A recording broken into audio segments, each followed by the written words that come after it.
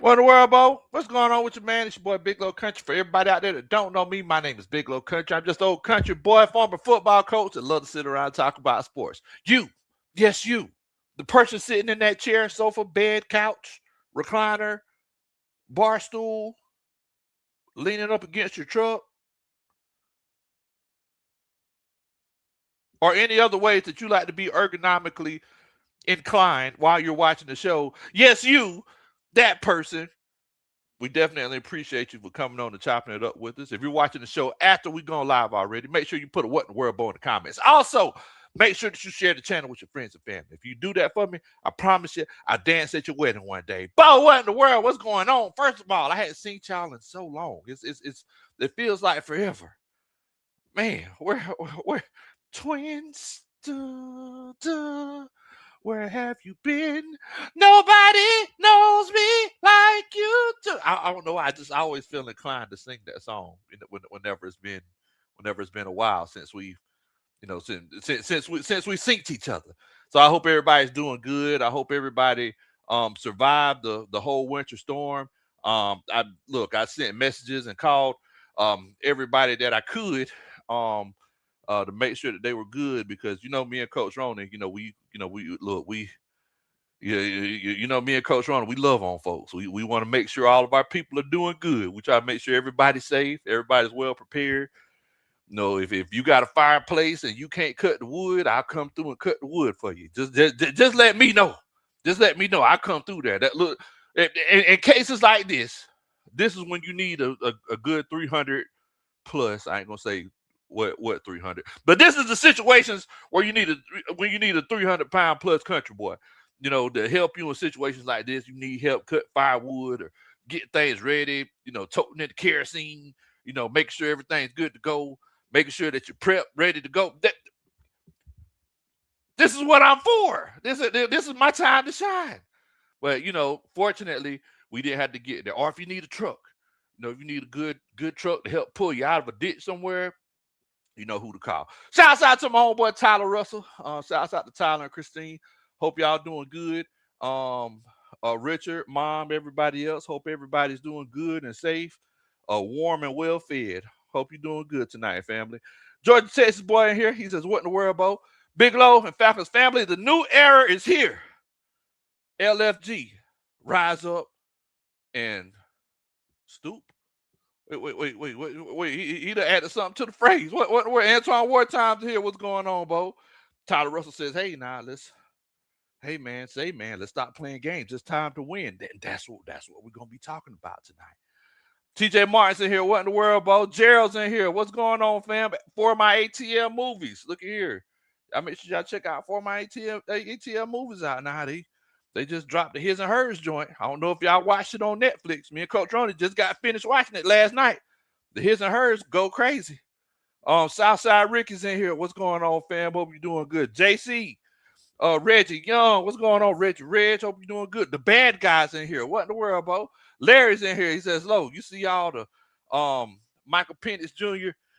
Interviews here?" Yeah, I ain't gonna lie to you. I seen them. Yeah, it's getting kind of intense there, ain't it? Man, we looking at old Zach Robinson like, "Hey, Bo, real recognize real. You looking kind of unfamiliar right now, ain't you, Bo?" Okay, then. Silk's in here. What's going on, Silk? Hope you're doing good tonight, man. I ain't gonna say it for you, but geek, get some. All right, geek, get some, because I know it's coming. Also, Yuri's in here. Says, "Low, what's going on, Yuri? Hope you're doing good tonight, Bo. Hey, also, hit us up for some sweet tickets for birthday bags. I know you got the sweet tickets. Also, Silk Legacy says, "What in the world, Bo? I mean, what in the world? I see you." Man, Bo, you better be taking care of yourself, man. I hope you're doing better. And make sure that you get you some rest now, still. Don't be pushing yourself too much now. But he says, "I'm still here." Yeet! Get some. Okay, all right. King Richie's in here. King Richie said, "What's good, Bo?" Says, "How you feeling about the offensive staff?" He says, it feels like a little bit like 2016, almost maybe. Look, once again, it's feeling good. Feeling great. Dante Space in here. He says, time to win now mode. Yeah, it's win now mode. Yes, it is win now mode. So Appreciate each and every one of y'all for coming in, chopping it up with us, chilling out with us on this cold, Superman cold Sunday night, Bo. So I'm pretty sure I know that cases like this right here, a lot of people might be watching the Grammys tonight. Shouts out to Uncle Steve. He's living his past glory days back before I came along, and he wasn't the lead singer of Southern Silk no more. But Uncle Steve, shouts out to him. He's watching the Grammys with the family and everything, and a lot more people going to be watching it. And it's one of them situations where we gotta we gotta sit down and talk about these birds, because these birds doing a little bit of moving and shaking, bro. Like what in the world? So somebody asked me a few minutes earlier. Look, and also y'all make sure that y'all send some prayers up for our big homie Silk, Deshaun. Y'all make sure that y'all send some prayers for the brother, man. Definitely hope that you get recovered up soon now, because look at here, Silk. I need you talking some trash. But fact of the matter is, we got to talk about these birds. So there was someone I can't remember. I think it was Avon, on Twitter. He just put the Michael Jackson, whenever Michael Jackson performed at the Super Bowl, he just stood there for like 2 3 minutes. He put that pose up talking about all the offensive assistant coaches that we got preparing for this upcoming season. And I'm gonna see if I can find it. Shouts out to Carrie. Miss Carrie, she put it in our Atlanta Falcons content creator chat. Let's see if I can find it here. But the fact of the matter is that somebody reported earlier today, and they said, I think it was Joe Patrick, but Joe Patrick said something to the effect of, if Clint Kubiak, whenever he gets out of the Super Bowl, he's not going to be able to put together an offensive staff like this offensive staff. And okay, yeah. So basically, Avon, and y'all make sure that y'all check little bro out. There's a great film study on Twitter. It's at AVY3N. But he posted it, and he posted the Michael Jackson standing, and the camera just kept going around him. But he posted Kevin Stefanski, head coach, Tommy Reese as the offensive coordinator, Van Pelt as the quarterbacks coach, and Callahan as the offensive line coach. And Joe Patrick retweeted it, and he says, I have no doubts Clint Kubiak is a very talented play caller and offensive mind, but there is no way someone in his position as an emerging first-time head coach would put an offensive staff together after the Super Bowl, mind you, that would come as close as to the credentials as this group.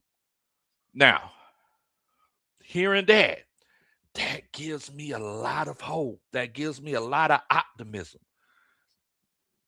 As long as we keep our heads to the sky, be optimistic. And look here, that gives me a whole bunch of optimism. Also, we got a couple Superman chats. Let's hit these up right quick, because I know they'll pile up on me. Well, Fiji says, fire Matt Ryan, fire Kevin Stefanski, fire Ear Cunningham. Dad, go on, boy. What the boys do to you? They take your lunch money? Da da da. That's a Superman chat. You already know what time it is. Also, let's see here. Iron Mike's in here. Iron Mike done hit us up already. He says, old disgraced head coach and offensive coordinator said one thing about the pistol. Michael Penix just said another. All I'm gonna say is somebody told a lie one day. Yellow, he put the Hyell. He put yellow with an H in there. You already, he felt that hello. That was a yellow. Da da da. That's a Superman chat. Bo, there are no lies told in that statement. There are no lies told in that statement. Now, based off of what we know about both parties, right?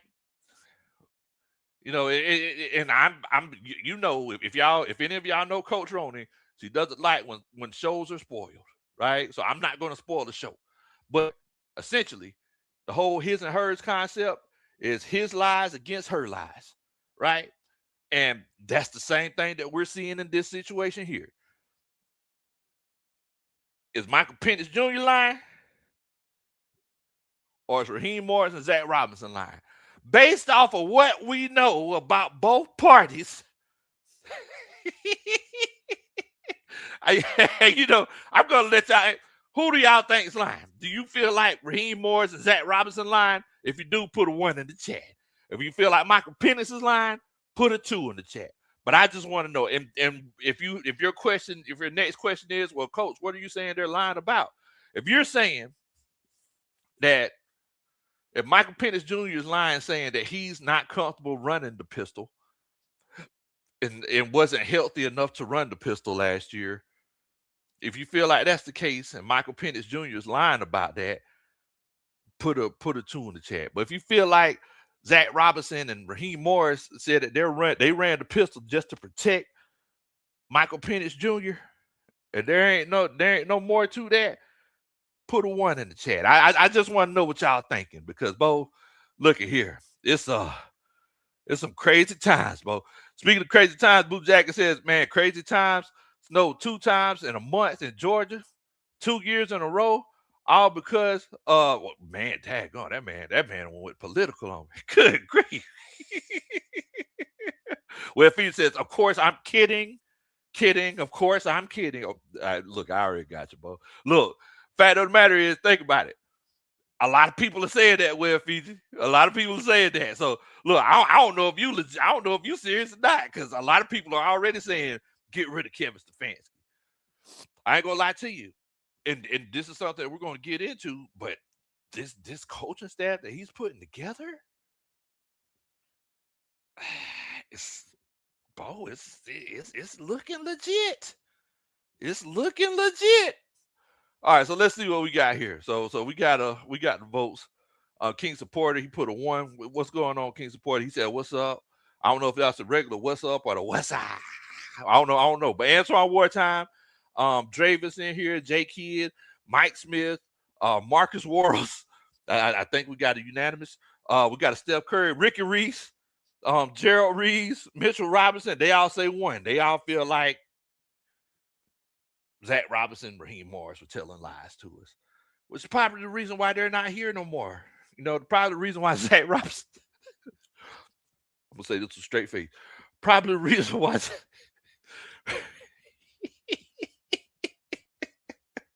probably the reason why Zach Robinson is in Tampa Bay.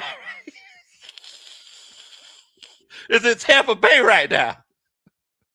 And probably the reason why Raheem Morris is the defensive coordinator in San Francisco.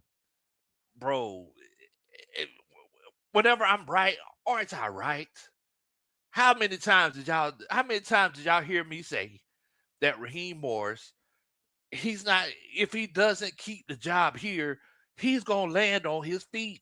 He's gonna go somewhere where he worked with somebody previously, because it's all about the vibe, and he's gonna put himself in the best situation. As a defensive coordinator, what's the best situation for you? As a defensive coordinator, the best situation for you is to go somewhere where you know the offense is going to score a whole bunch of points. Raheem Morris and Kyle Shanahan, they crossed paths in the past before in Atlanta and in Washington. Bro, Raheem Morris isn't the type of guy that's going to go somewhere where he didn't have a previous relationship, because he's not getting jobs based off of what he's able to do. He's getting his jobs based off of the people he knows and who he can make laugh. How the dude do it on TikTok? How many times did you hear me say that? It's all about who he can make laugh. I was telling Coach Roney this, and me and Coach Roney, she said that guys are immature, but I told her, I said, look, when I was single, if it was a situation where, if you were single and the young lady was single, If you made them laugh, then hey, y'all, y'all know what time it is. I mean, look, and fellas, y'all let me know if I'm wrong. You put wrong or right. But hey, if I'm a single young Thundercat, and you a single, you a single PYT. If I'm sitting here making you laugh over and over again, hey, you already know it. It's been go down like there's a whale in the boat there.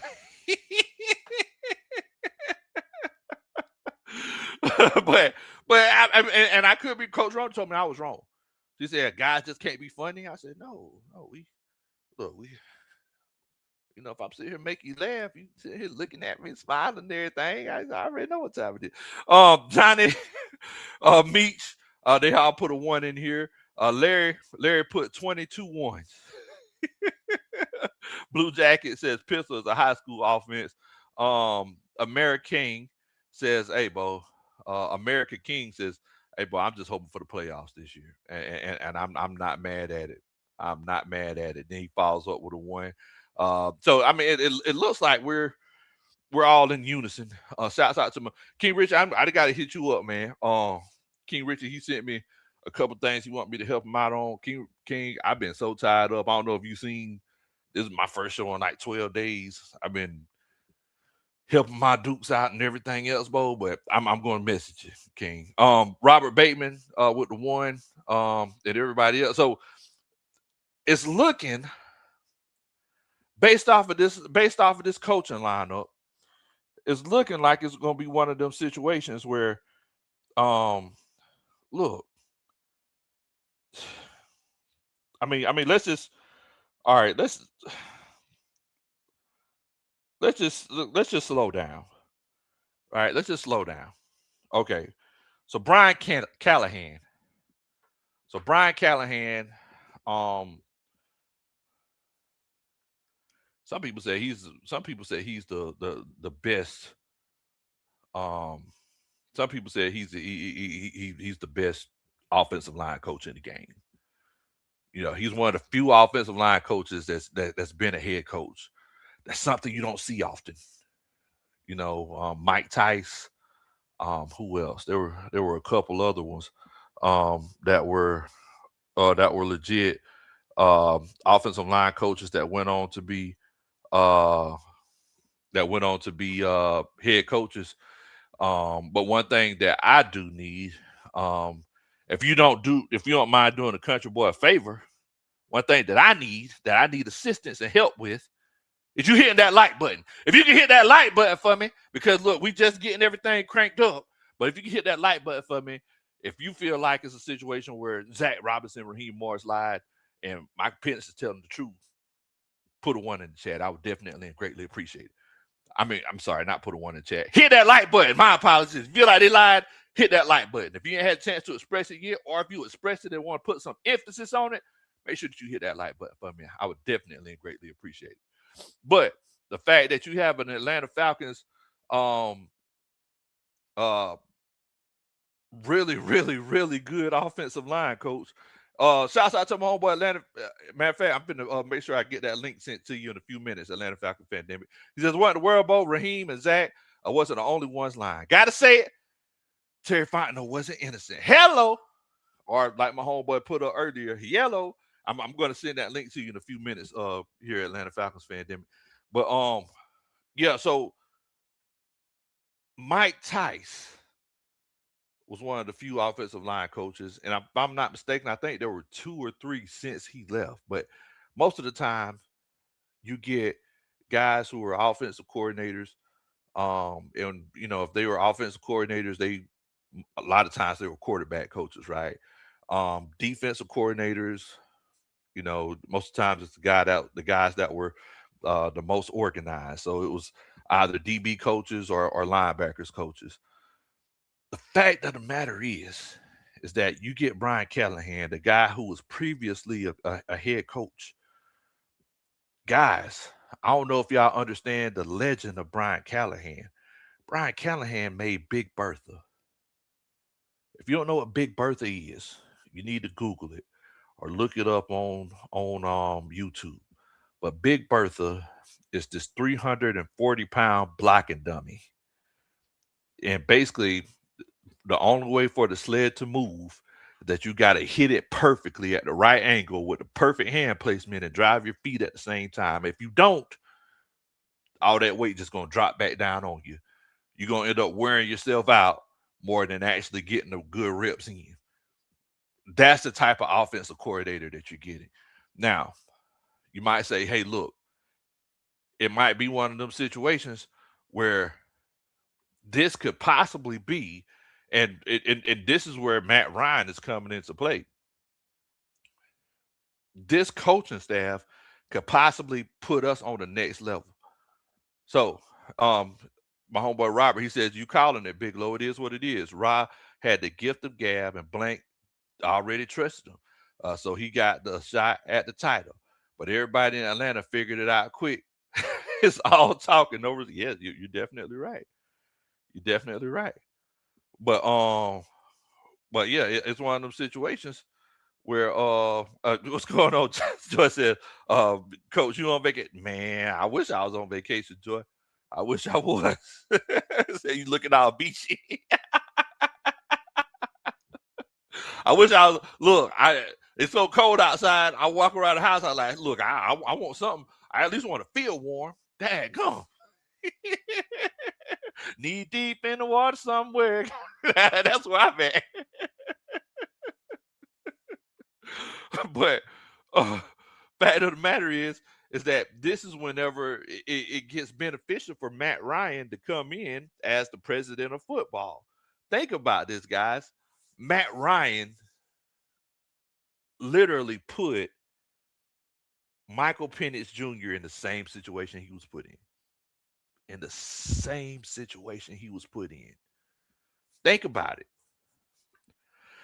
Number one, whenever Matt Ryan came into the league, offensive coordinator was Mike Mularkey, came from Pittsburgh, who ran a basic vanilla offense. I wouldn't even say vanilla, plain Greek yogurt offense, right? 2 wide receivers, run the ball 40 times a game, throw the ball 15. Offensive line was great. Offensive line protected Matt Ryan. If he threw an interception, it was his fault. You gave him as many opportunities for Matt Ryan to be successful, and Matt Ryan ended up winning Rookie of the Year. And as time went on, they gave him more and more responsibilities. They opened the offense more and more slowly, right? Whenever we heard Kevin Stefanski give his post-game, he hadn't had a game yet. His press conference, his opening press conference, Kevin Stefanski said himself, like, look, I'm going to keep it a buck with y'all. We're going to run the ball. Like, it ain't going to be a situation where we're going to be, airing that thing out all kind of ways. We're going to run the ball. And in turn, running the ball is going to be a situation where we take care of our quarterback and we take care of our offensive line. Now, the running back, he better be tough. Essentially, right? Essentially, running back, you better be tough. But at the end of the day, we're going to take care of our quarterback. We're going to put him in the best situation possible to successfully succeed. So let's get him Brian Callahan. Perfect. Fine. Also, let's get him Tommy Rees. A lot of people aren't that excited about the whole Tommy Rees hire. But one thing that I heard was Nick Saban. Nick Saban said himself, and I've spoken to Nick Saban multiple times, and Nick Saban said himself that Tommy Rees is one of the best, brightest young offensive minds that are in the game of football today. Nick Saban said this. I know a lot of there might be a lot of Alabama fans who might be cussing me out right now, and I apologize. I still hope I can come to the cookout. I apologize. But the man said himself that Tommy Rees is one of the brightest young offensive minds in football. Now, with that being said, I remember that year he kept it vanilla. He kept it vanilla. Now, fact of the matter is, I'm gonna be completely honest with you. I don't feel like he had the same type of talent that we had at this level of football. I don't feel like he had a Drake, a Bajan. I mean, we don't know what's going to happen with Kyle Pitts. I don't know if he had a Kyle Pitts. But one thing that I do know is that you have multiple minds and you have a coach who said that his goal is to run the ball, number one. And number two, the man said he lives and breathes cultivating young talent. And if we put two and two together, and y'all, and if I'm wrong, let me know. If we put two and two together, motivated, dedicated, what in the world, Bo? What's going on with you, man? Bill Cap, thank you so much, Southside. Bill, Brian, that's his son, right? If I'm not mistaken, Bill Callahan.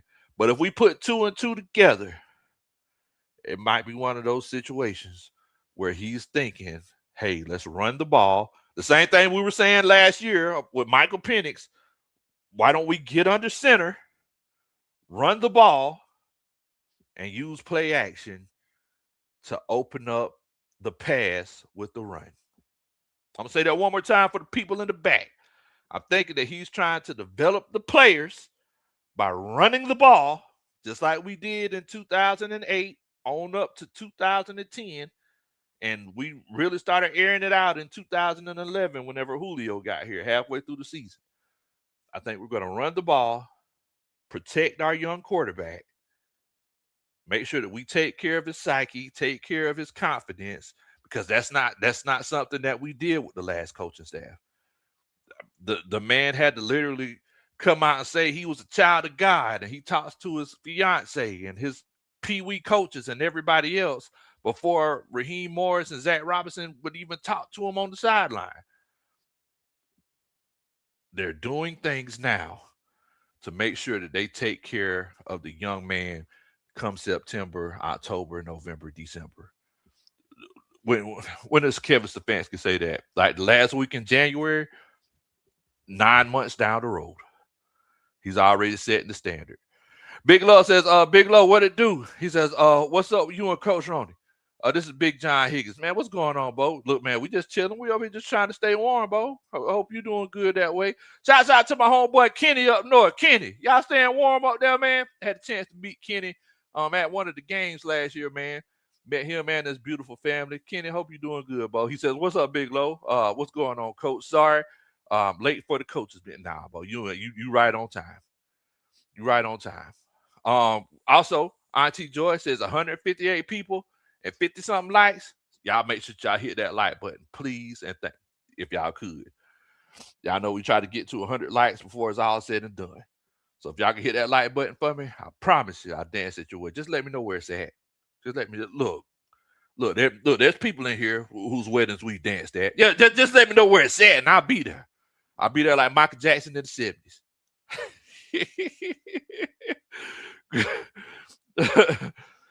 Excuse me. Also, we got another Superman chat in here. Big John Higgins says, I hope that we're going to get the earth moving offensive lineman all the way across the real fullback, and this staff really coaches the quarterback. Big John, I hope that you're right too, my friend. But one thing that I do know that I'm right about is that's that da-da-da, that's a Superman chat. Now, as far as offensive linemen,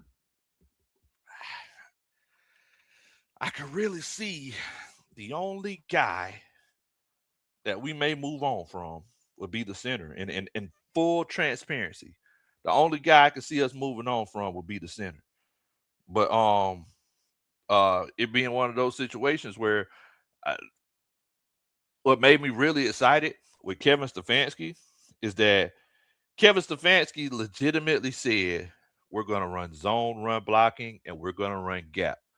So what that means for the people who don't know what zone run blocking scheme and what a gap run blocking scheme is. So if you're running zone run blocking, that means that most of the time your center and your guard. So that the center, the person that hikes the ball, and the player beside them, the guard to their left or to their right, double teams the person at the closest point of attack. Most of the time, the center will get two hands on that defensive tackle, and then that guard will get one hand on them. So you got to make sure there's three hands on them.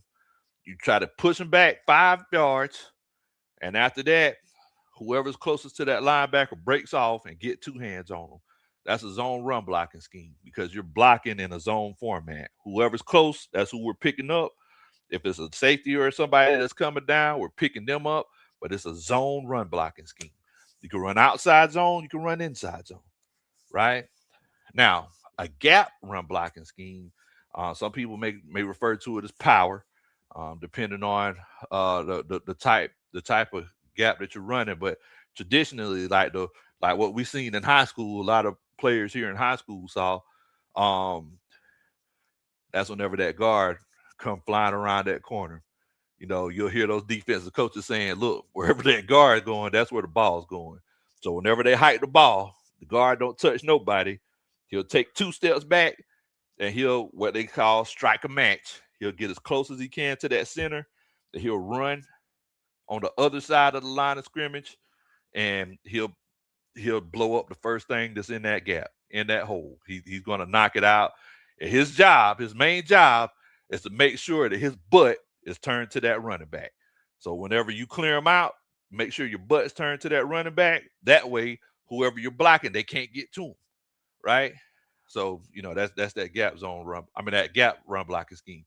Also, we got another Superman chat in here. Shouts out to my homeboy Robert. Says, thank you, Big Low, for being the voice of reason out here for Atlanta Falcons fans. My 3rd season listening to you. God bless you and your channel. Man, I definitely appreciate it, Bo. Thank you so much. We definitely appreciate. You know what? I gotta give you a dirty bird for that one, Bo. That's that dun da da. That's a Superman chat. Thank you so much, my family. Hope you're doing well. Hope you're staying warm. But the fact of the matter is that if it's one of those situations where you're running zone run blocking scheme and you're running the gap run blocking scheme, Kevin Stefanski said in his interview that if you run multiple things, the defense doesn't know what to look for.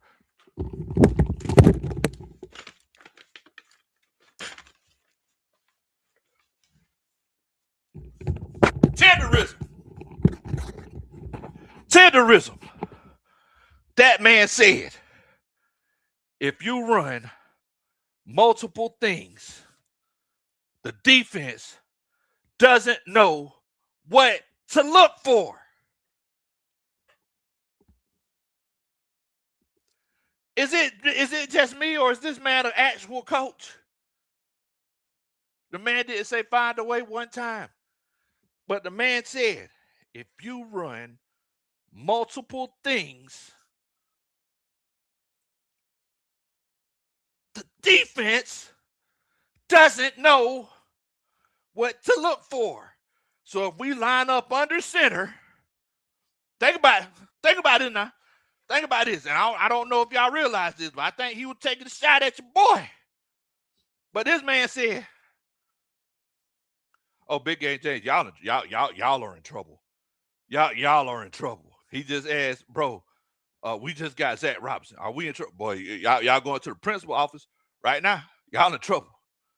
But fact of the matter is, this man said, if we line up under center and they don't know what's coming, if it's going to be a run or a pass, y'all see me, I'm about to shake here, because what we seen with Zach Robinson last year, they were 5-year-olds. I had multiple people call me up and tell me, hey, coach, I got a 5-year-old over here, and said he's telling me what play we're going to run next. Okay. All right.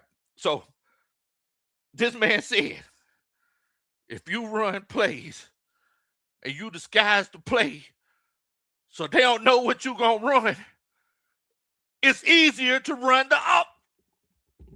it's easier to run the offense. Come on, Bo. That's common sense. But we all looking at it like, man, shoot, this joker said, what? He said, what? If they don't know what's coming, we all sitting here like, daggone, you know what? That you doggone right. That's true. You doggone right. That you got a point. That is true. If that, bro, I can almost guarantee you, Michael Penix was somewhere smiling. I can almost guarantee you that man was somewhere smiling. My homeboy Kenny says, salute to every fellow Falcon fan. The chat in the chat, Bigelow's right. It's cold up here. But hope everybody's safe and warm. Definitely, Bo. Shouts out to you, fam. Shouts out to you. Y'all, like I said, y'all stay safe up there, man. Cause this bro, I ain't never seen no cold like this. BKJ, Bo, I'm telling you, Zach, bro, everybody in the chat, they'll tell you, bro, Zach Robinson, he's terrible. He is that's probably the worst offensive coordinator we've ever had on Big Game, James. I'm not. I ain't even trying to be funny, and this isn't a recency bias thing. This is just truth. That man is trash. We've never had an offensive coordinator that bad. Never had one that bad. So whenever y'all took Zach Robinson, I ain't gonna lie, we all legit celebrated. We all legit celebrated. So I mean, look, there's that. Oh man, Southside. He says, Zach and Raheem ought to be ashamed for what they did. They really should. They really should. I don't know if y'all seen.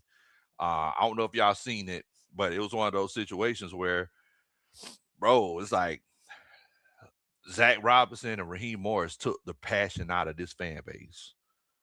Like, if you could go back and watch you can even go back and watch the Atlanta Falcons YouTube page. Go back and look at all the content creators. Look at the numbers at the end of the season. Look and see how many people watch these different shows, and go back and look at these last couple of weeks, night and day. What your boy Kid Cudi said, day and night. I mean, that's what it was, day and night. The lonely seems to free his mind at night. That's literally what it was. Georgia Pride says, not gonna lie, I don't know how the season will go, but I like what Stefanski is bringing in and around the young quarterback. If Penix doesn't make it, that will be on him and not the staff. Hold on now. Wait a minute. Georgia Pride, see you preaching now. See, it's Sunday. It's 9 o'clock on a Sunday. You preaching now. See, because I was finna get there. Hold on, I'm finna read this one more time. Y'all know when I read things 2 times, in the words of Cardi B, it's getting real. It's getting real. This man said, not gonna lie, I don't know how the season will go. We don't know how it's gonna go. But I like what Stefanski is bringing in around the young quarterback. If Penix doesn't make it, I'm taking you out of church. I'm reading it 3 times for emphasis. If Penix doesn't make it, then it'll be on him and not the staff. Now, the reason why I'm emphasizing this is because last year when Penix struggled, we didn't know what it was. The whole time we were sitting here like, well, daggone, like, he looks like he just doesn't know what he's doing. But are they help? Look, you know how the old black ladies talk. Are they helping them? Because it don't seem like they even trying to help. Somebody help him. It didn't look like they were trying to help the young man. It looked like it was him against the world. So moving forward, we see all these resources, and if it's one of them situations where he doesn't make it now, it's on him. It's on at the end of the day, it's on him. I mean, so I'm legitimately. I legitimately like that statement, Bo. You look, you hit the nail on the head with that one. You hit you were cooking. Hold on 1 second, y'all.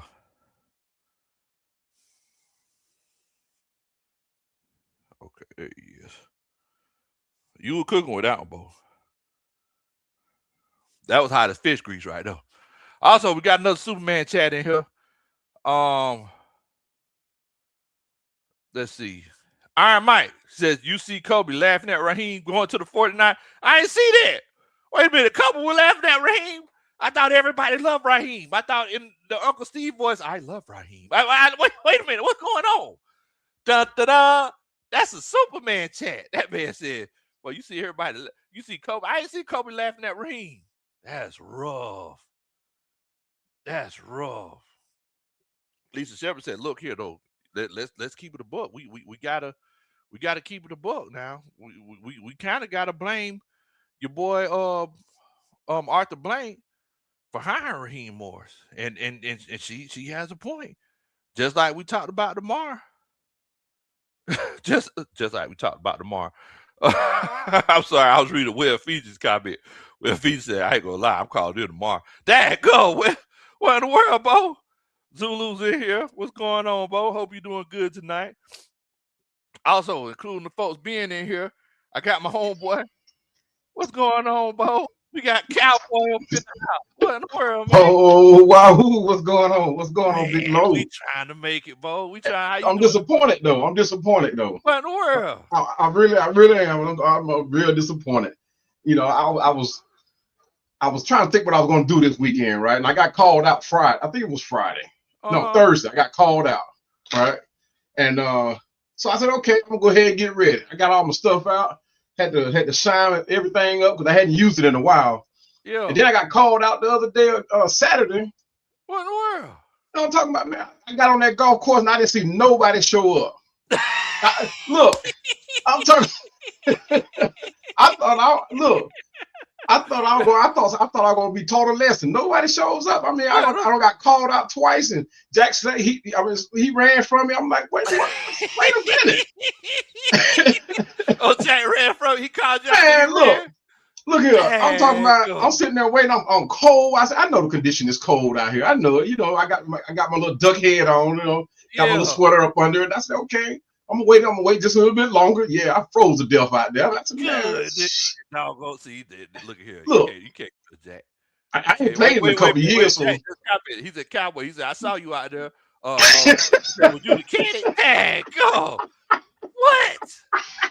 Dang, yeah, he called me out, man. I said, let me get on out here. I said, okay, I'm gonna be taught a lesson. You know, he gonna show me what's up. But yeah, he didn't show up. Nobody showed up. See, oh man, yeah, I guess we got to reschedule for another day. Yeah, he ain't about that life. He ain't about that life. Oh man, he doing all that. He doing all that foot shuffling. He ain't want to get out there that cold. He ain't want to get out there that cold, cowboy.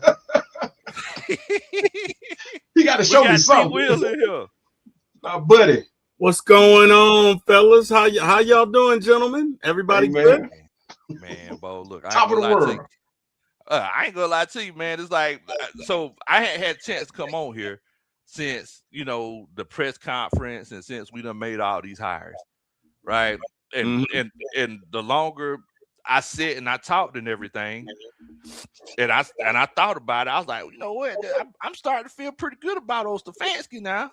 I mean, so I want to ask y'all, and I want to ask everybody in the chat and the coaching staff on a scale of 1 to 10. I know he ain't had a practice yet. He ain't coached a game, called a timeout or nothing. But just based off of this staff that he's put together, what are y'all giving Coach Stefanski? Chad, y'all let us know. Also, thank y'all so much for the 103 likes. Y'all killing it. Y'all appreciate that, y'all. Much love. Coach staff come correct. But 1 to 10, y'all tell me what y'all thinking. 1 to 10, what y'all thinking? I'm giving the same thing I gave Raheem. I'm gonna give him a 6. Okay. I'm gonna give him a 6. And I'm not sold on Stefanski, but I do like his staff and the pieces that he have around him. And this is something that Raheem messed up on. He didn't have those pieces, those important pieces. And I coach, you coach. and and Big Will know a lot about the coaching end of the industry, but as a head coach, you're only as good as your coaching staff. Yes. Because you can't do it all. And your coaching staff pretty much runs the team. They the ins and outs, And Jeff Albrecht, when he was the head coach up there with the Jets, he found that out real quick because his coaching staff wasn't telling him everything. So he making decisions, and it backfired because he didn't know everything. So yeah, I'm gonna give him a 6. Like I said, I'm not sold on Stefanski, but he is a head coach. He does have experience. He wearing that red and black, so I'm gonna support him, as far as he go. But he like a lot of these Falcon fans are saying, you got to show me. You got to show. Because anybody say they can do it. I mean, Raheem said it. Exactly. T. Will, what you give him? I really want to give him an 8. Okay. And I really want to give him a 7. But I'm gonna have to give him a 6.5, and not because I don't trust him. And I think he got some great hires. I like Bill Callahan. Yeah, I like the hire for quarterbacks coach. Quarterbacks coach is a former OC. You've got a lot of experience in the room. Yeah. But again, we got to see how it turns out. You know what I mean? Now, do I like his coaching staff more than Raheem's? By leaps and bounds. Oh, no doubt about it, right? Yes. But there's still some things that we got to figure out. We need a second and or third receiver. We need to figure out what we're going to do. I know we're not going to sign Tyler. Wish that was not the case, but Tyler's going to get so much more money to go somewhere else. And I don't think we can afford to pay 2 running backs. Are we going to pay Drake? Are we going to let Kyle go? So there's some things up in the air. What do we do if Penix isn't ready, even though he came back and they're giving him the prognosis? All that's great. I believe it when I see it. And if he is not ready, what are we going to do at quarterback? Because we can't pay Kirk, $68, $67 million. So obviously we're going to cut him. And what is the plan from there? So again, I'm excited. I feel good about the hires. I feel good about the coaching staff. I feel good about Stefanski. But to quote my brother Pandemic, you got to show me, man. Got to show me. So I'm going to say 6.5. Got to show me. I ain't mad at that. I ain't gonna lie to you. I'm gonna give him. I'm gonna give him a smooth 7. Okay. Yeah, I feel good about. I feel good about what he's gotten for us. One thing that, and I didn't even get to that, but one thing that I'm really excited about is the people he's coached. The quarterbacks coach, Van Pelt. Van Pelt, yeah. So I see Coach Ryan Fitzpatrick, Andy Dalton, Drake May, Baker Mayfield. Whenever he led them to the playoffs, Aaron Rodgers. I don't even know if you could really say Deshaun Watson, but Jacoby Brissett. Whenever he. So, I mean, I see mostly positive numbers on the stronger side of 5 in here. Man, you talk about positive numbers. Look, I tell you one thing about positive numbers. Jack Spade gives positive numbers whenever he does estimates for roof repair. You make sure you got Jack Spade. Oh wow! Oh, you didn't have to do that. He said shingles on the rack. You put on roofs. What's going on there, Jack? There you go. Hey, doing good, man. Just hanging in there, enjoying the podcast, man. Doing a great job. Shout out to Cowboy. What up, though? You will. Man, just trying to stay warm out here, man. Man, so what grade you give Kevin Stefanski with this coaching staff that he's building from a 1 to 10? I'm on the side of 7.58. I'm on that side over there. I think he's hired some. I can't. I'm like T. Will and Cowboy, man. You got to show me at this point. You know what I'm saying? I mean, we're going on 8 years of a drought, and we can't have anything else past this. I mean, everything has been lining up since Matt Ryan got into the front office with bringing in these hires, and people was kind of upset about the Kevin Stefanski hire because they wanted their specific guy. But I think the people that he's putting around himself and Tommy Reese is making the fan base feel more comfortable about what we can get done. It's really just time to get out there and show the NFL what the Falcons are made of. And I'm just waiting for March with the free agent signings, and of course after the president of football operations and the GM and the head coach and the coaching staff. It starts at the quarterback. We got to get down to that and see what's going to happen there, and from there we got to see how he builds this roster, and some free agent moves that's going to happen, and let's just get to the next level here, because what you don't want is you don't want a disappointing season in his first year. You're right. First year with Kevin Stefanski, first year with Matt Ryan, because this fan base, as happy as this fan base is right now, they will turn on you. And I'm gonna tell you something. It's one of those situations where whenever you talk about you don't want it to be a disappointing season. I feel like Kevin Stefanski, he's actually doing what he can do to support Michael Penix as much as possible, because I feel like that's what's going to make the fan base. I feel like that's what's going to make the fan base support him the most. I think he understands that. Look, if you take care of our quarterback, then we'll rock with you. We also got another man chat. He says, I thought we learned with Arthur Smith having a quarterbacks coach that never coached quarterbacks, trying to develop a third year. Next time, use Angie's list and kill the Oh, wow. That's a Superman chat. Oh, wow. Hey, since we were talking about quarterbacks, right? When Raheem and Terry got let go, right? I went back and I watched footage on Penix, because I'm trying to, and we sold on this guy. We labeled him our franchise quarterback, right? But I went back and I watched over literally 4 hours of footage on Michael Penix. Not one snap is under center. So in college? Yeah, not one snap under center. Really? 4 hours. Now they may not have showed it, but I watched literally 4 hours. Go to YouTube, go to ESPN. All his snaps are in the shotgun or either pistol. Or in the pistol. Every snap. Wow. So I'm wondering, was he put there because he was more comfortable in that spot?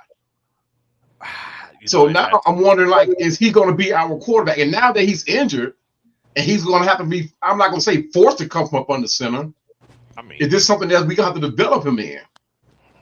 Especially in the third year for a guy we haven't really seen the full development. First year he came in, he only played 3 games. Second year he got injured. Third year he's battling a situation where we don't know what week he's going to be ready. Hopefully the Falcons, and I say this loud, hopefully the Falcons do not rush him back.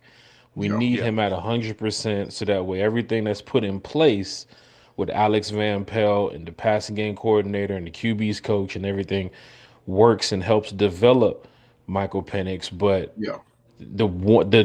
if, like somebody said in the chat earlier, if all this is set up to help develop him, and he comes back and has a bad season, it's not on Kevin Stefanski and the coaching staff. It's on him. And then he's going to go into his 4th year, which is his rookie contract year next year. And this is a Terry and Raheem quarterback regime. This isn't Kevin Stefanski. He's been hired here now when Penix is going into his 3rd year. Next year, you get that 1st-round draft pick back. So if Kevin Stefanski feels like, hey, I can go get my guy, this is Terry and Raheem's guy we're working with here, then we just have to see what Kevin and the team does. But I'm all for making him better and getting him to a level of, hey, we need to win some games to get back to the playoffs. But we're developing a guy in our 8th year in a drought. You feel what I'm saying? Like, this isn't a Aaron Rodgers move. This isn't a Dak Prescott guy. This isn't a guy who's already been in the league and knows what's going on. He's coming off an injury, and we're in 8 years of a drought. So if this development doesn't work, how long you think fans are going to be sitting back waiting for this type of development to fully progress?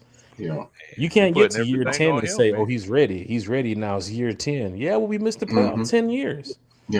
So it's like, let's But this is one of the things that we talked about too. Like way before, when we first thought that Arthur was going to start firing folk.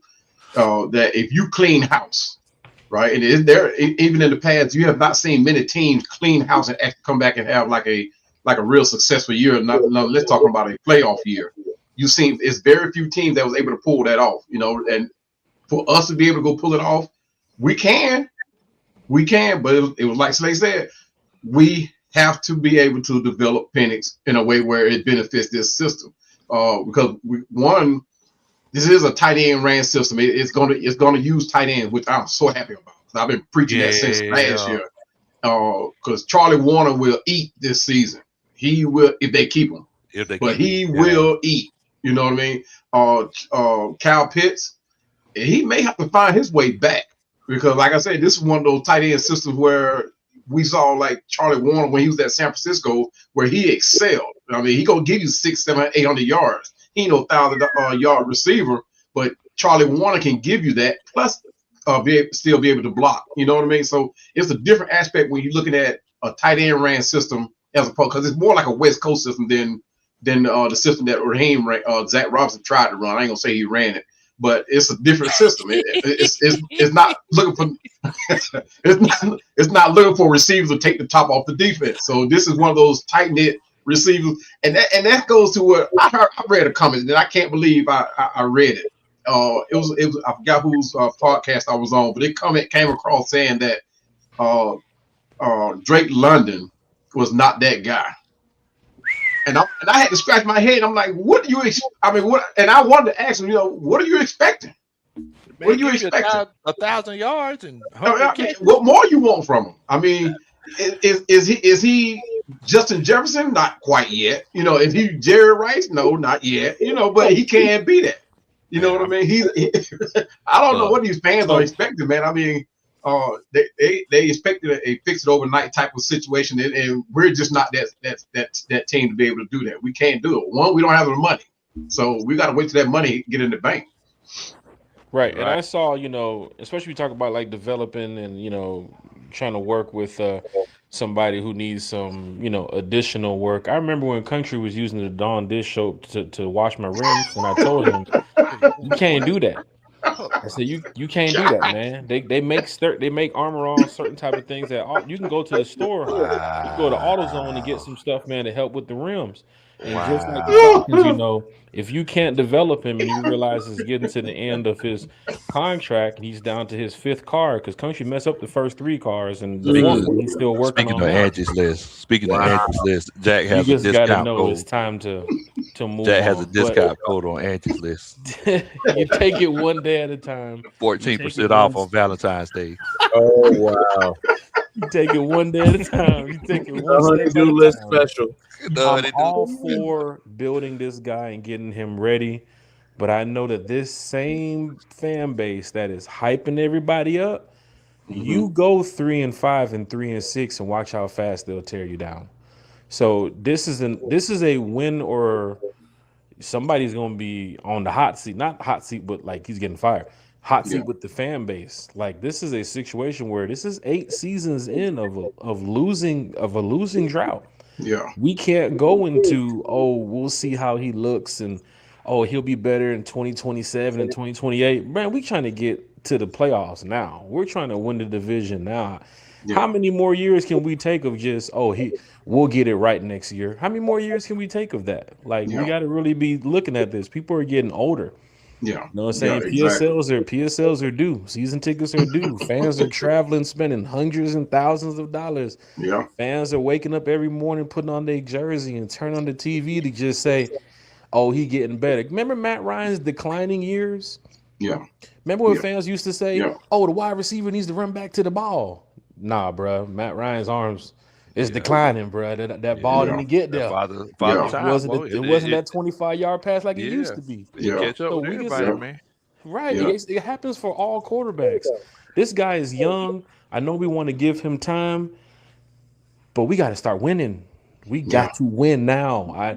I'm not going to sit here in 2029 talking about some, he ready. I feel you on that. T. Will, let us know what you think about it, Bo.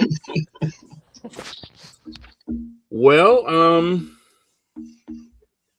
I mean, like I said, you just have to wait and see. I mean, I think that there was a clear disconnect last year between Penix and the coaching staff.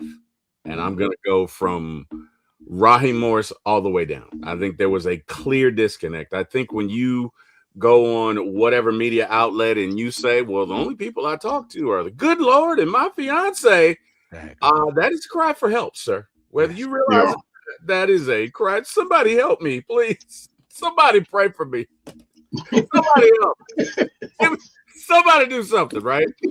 So the fact that they, number one, brought in not only an experienced quarterbacks coach, but somebody who is really, really good in that role. You also have a great offensive line coach, so they are going to be able to run the ball. They should be able to maximize play action.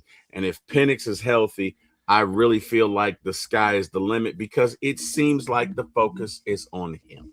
Yeah. And again, I'm not calling out the previous regime. Why is it that when people say no disrespect, they're about to say something hella disrespect? Disrespect. I'm not about to say anything against the previous regime, but Amen. To me, it was the focus on the pretty things. Oh, we're going to do this and we're going to do that. And we're going to find a way and we're going to do this. And you didn't focus on the fundamentals. And you didn't get you had a quarterbacks coach that, for lack of a better term, maybe should be coaching in college somewhere. Yeah. Who's the quarterback coach? TJ Yates. Nah, he was a wide receiver coach, right? Well, he moved. You're talking about Doug Williams' son, ain't he? Talking about DJ. Right. You're right. TJ used to be a quarterback's coach. You're right. Well, either way, he wasn't much of a wide receivers coach, and no disrespect to him, but Doug Williams' kid was a rookie teaching a rookie. Blind. You know what I mean? It's like the blind leading the blind. It's like in the world of the blind, the one-eyed man is king. Jesus, man, you got a rookie teaching a rookie and an offensive coordinator who has 1 year of experience under his belt. And there's no wonder he felt like I'm all by myself. Yeah. He's like, where do I go? Is anybody out there? Can somebody help me? And of course, he retracted it, but I legitimately felt that way. We see him last year, and he's to himself, and he's not talking to anybody, and he's scratching his head, and he's beside himself. And this is your quarterback and essentially his rookie season. And I don't know what the hell goes through Raheem's mind. Again, I love Raheem Morris. Jesus. Like, what are you doing? What are you doing, Raheem? And you know what? Raheem's probably going to go somewhere to 49ers. They'll have a great defense because they have a great offense and he'll do well. But what the hell goes through this man's mind? Again, I love Raheem Morris. I'm just saying, okay? Those are my thoughts. Yeah. Look, I mean, I think we're all in agreement to the point where it's like, I think the good thing is that we're focusing. That there's a concerted effort to put focus on Michael Penix. Like, it's obvious that young man needs some love, right? And I think that's part of the reason why I'm so excited about this year coming up, because I mean, Kevin Stefanski said, like, hey, we're going to run the ball and we're going to, we're going to play time management football. So we're not going to get the ball and try to score in 4 plays, right? And that's the crazy thing is that I know that it's weird to say it, and I've turned into the old man, but back in the day, that's how you develop quarterbacks. That's how you did. That's how you know what I mean? For just 20 minutes a day, you two can build. Not for $29.95. Hold up. Wait a minute. What's this, Sarah McLachlan? In the eyes of you two can. Please. Someone get Michael Penix a quarterback coach. Oh, man. But you know what though? When you look at Stefanski, right, and the situation he got with Penix, the one positive thing you can look at this is Penix has all the help in the world right now. He got Van Pelt, he got Reese, he got Matt Ryan. I'm talking about he got all the help in the world now. So I'm not talking about just somebody that's got hired. These people know what they're doing, right? So I'm thinking, Matt Ryan, as competitive as he is, he says he's not going to be that guy, the coach. But I think that competitive edge in Matt Ryan is going to have him on that practice field and watching Penix's every move. Because he did say in the press conference, I'm going to get this man everything he needs to succeed. So hopefully he'll be on the football field. Because and the thing is that's what he got. Like he got everything that he need. You literally seen Matt Ryan go through stages. You seen him with that Mike Mularkey era, and he was just throwing slant routes. Like that's all Roddy White was running. To the right side. That's all it was. Slant routes to the right side. And Matt Ryan went to the left. Oh shoot. we got worried. Oh man. Also, Willie Doc, he says, hey man, I'm hoping Coach Lowe could break out his classic let it snow cover that he did a few years ago. He took it back without Willie Doc. He said he went way back. I'm telling you, he said excited with the hires and commitment to running the ball. You definitely right about that. We appreciate that. Dun, dun, dun. That's a Superman chat, man. I remember. I don't know if y'all seen the videos online. What was it? What was the name? Mike on Boys to Men. They all did to the end of the road together the other day. So I missed that one. All of them, even with Mike who's sick. Even Mike was on there. Wow. I missed that one. I'm glad to see that they buried the hatchet because they had some beef. So I'm glad to see. Gave that old shameful monologue. I don't think I could ever say that, even when you were out cheating with that other fella. Like, wait, I could never. Like, what? I knew about it. I just didn't care. Oh wow. Also, Furball. This won't come back to me. But you won't come back. There's a follow-up schedule for that song, though. It's called Stalker. And they decided not to release it after. Man. Furball, he says, don't trust Penix. He says, no hate. But you seen when Kurt was hurt, then he was playing terrible. It's going to be the same with Penix, but Penix is not a vet, so it's worse. I don't want Kevin to have an injury-prone cornerback. Dun, dun, dun. That's a Superman chat. I mean, that's a good take.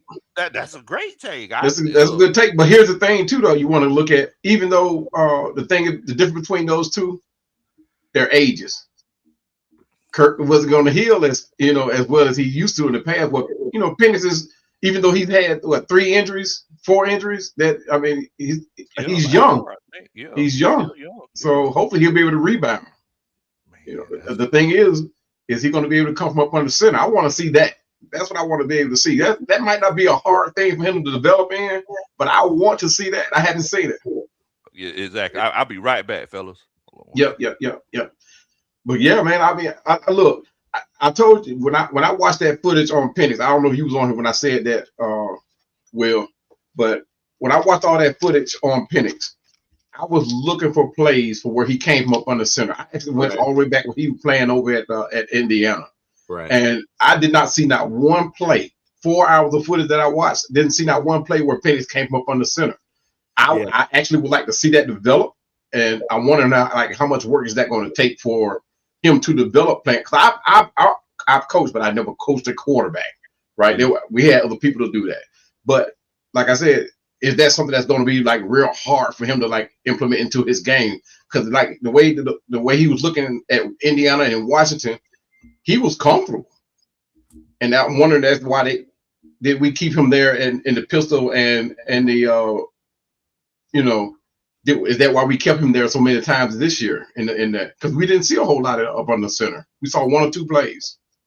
I mean, it could have been, it definitely could have been. I just it could have been. But the bottom line is we need to work on Penix's fundamentals. He's got to set his feet. Yeah. Just because you have a cannon, and make no mistake about it, that man is gifted. He has a cannon. But you still have to set your feet when you throw, even though you got a great arm. Defense in this league will pick this off. They will pick off passes that are thrown errantly. So that's the thing I'd like to see Penix work on. I'm assuming he's going to have to everybody on this staff is pretty much old school. Now that doesn't mean that it might be a mixture. You know what I mean? You might see 20% pistol. Right. You might see 60% under center. You might see 15% shotgun.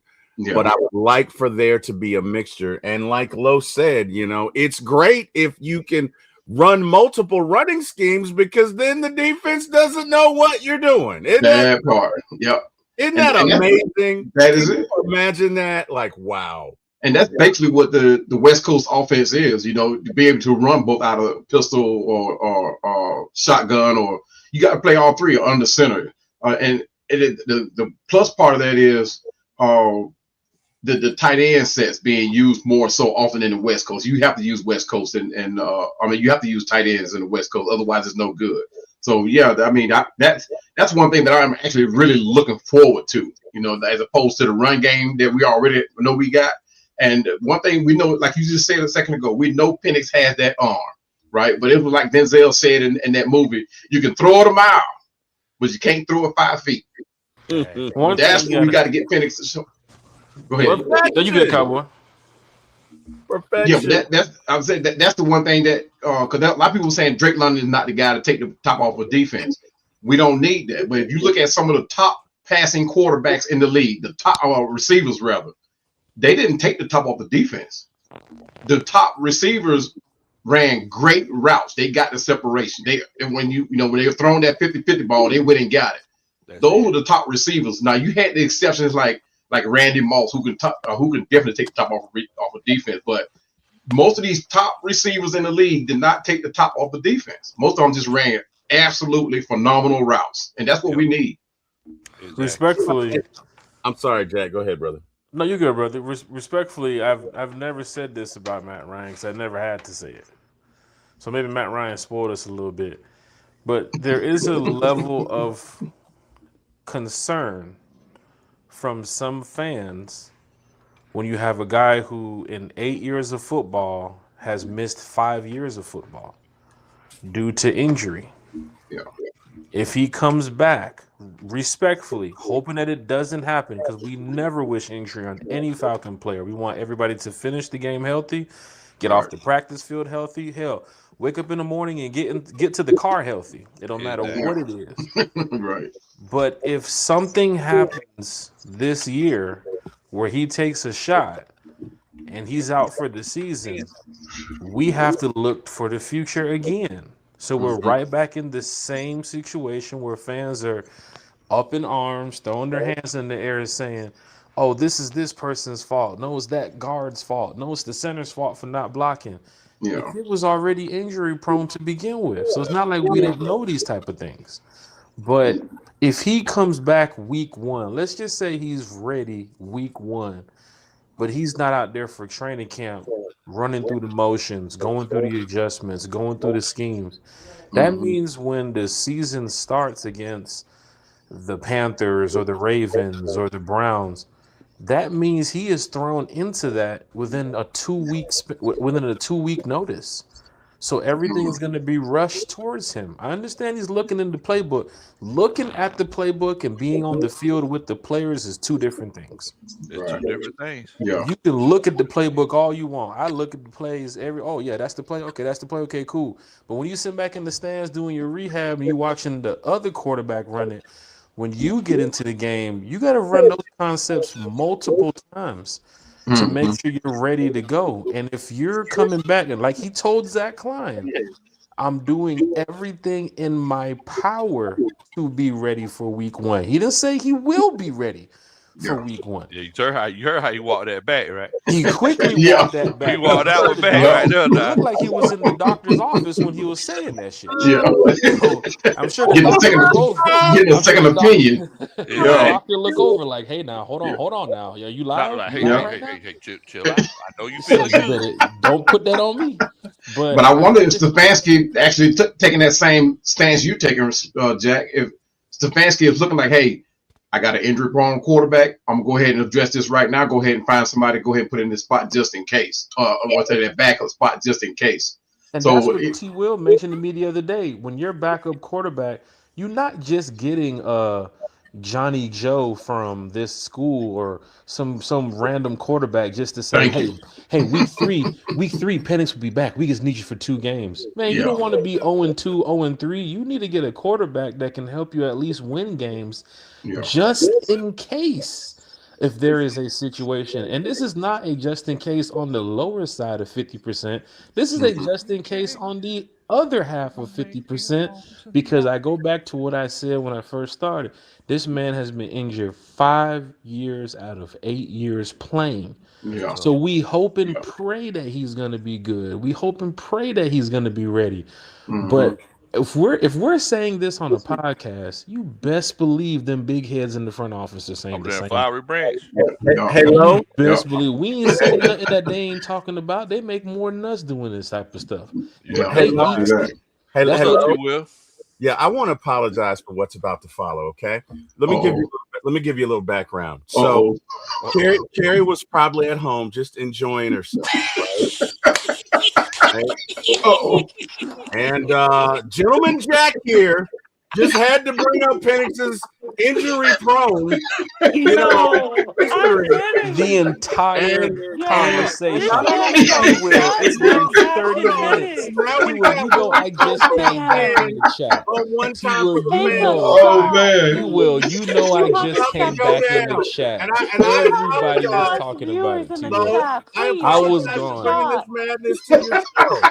You know I was gone. I was away from the chat for almost 20 minutes. This madness because what follows next is not going to be pretty. Oh, hey, Carrie, how you doing? You all right? What's going on, Carrie? Wow, man.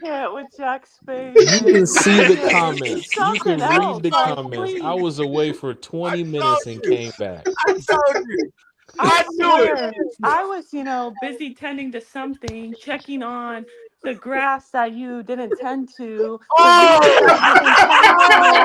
didn't take care of. You see what y'all allowed with Carrie now? Oh, man.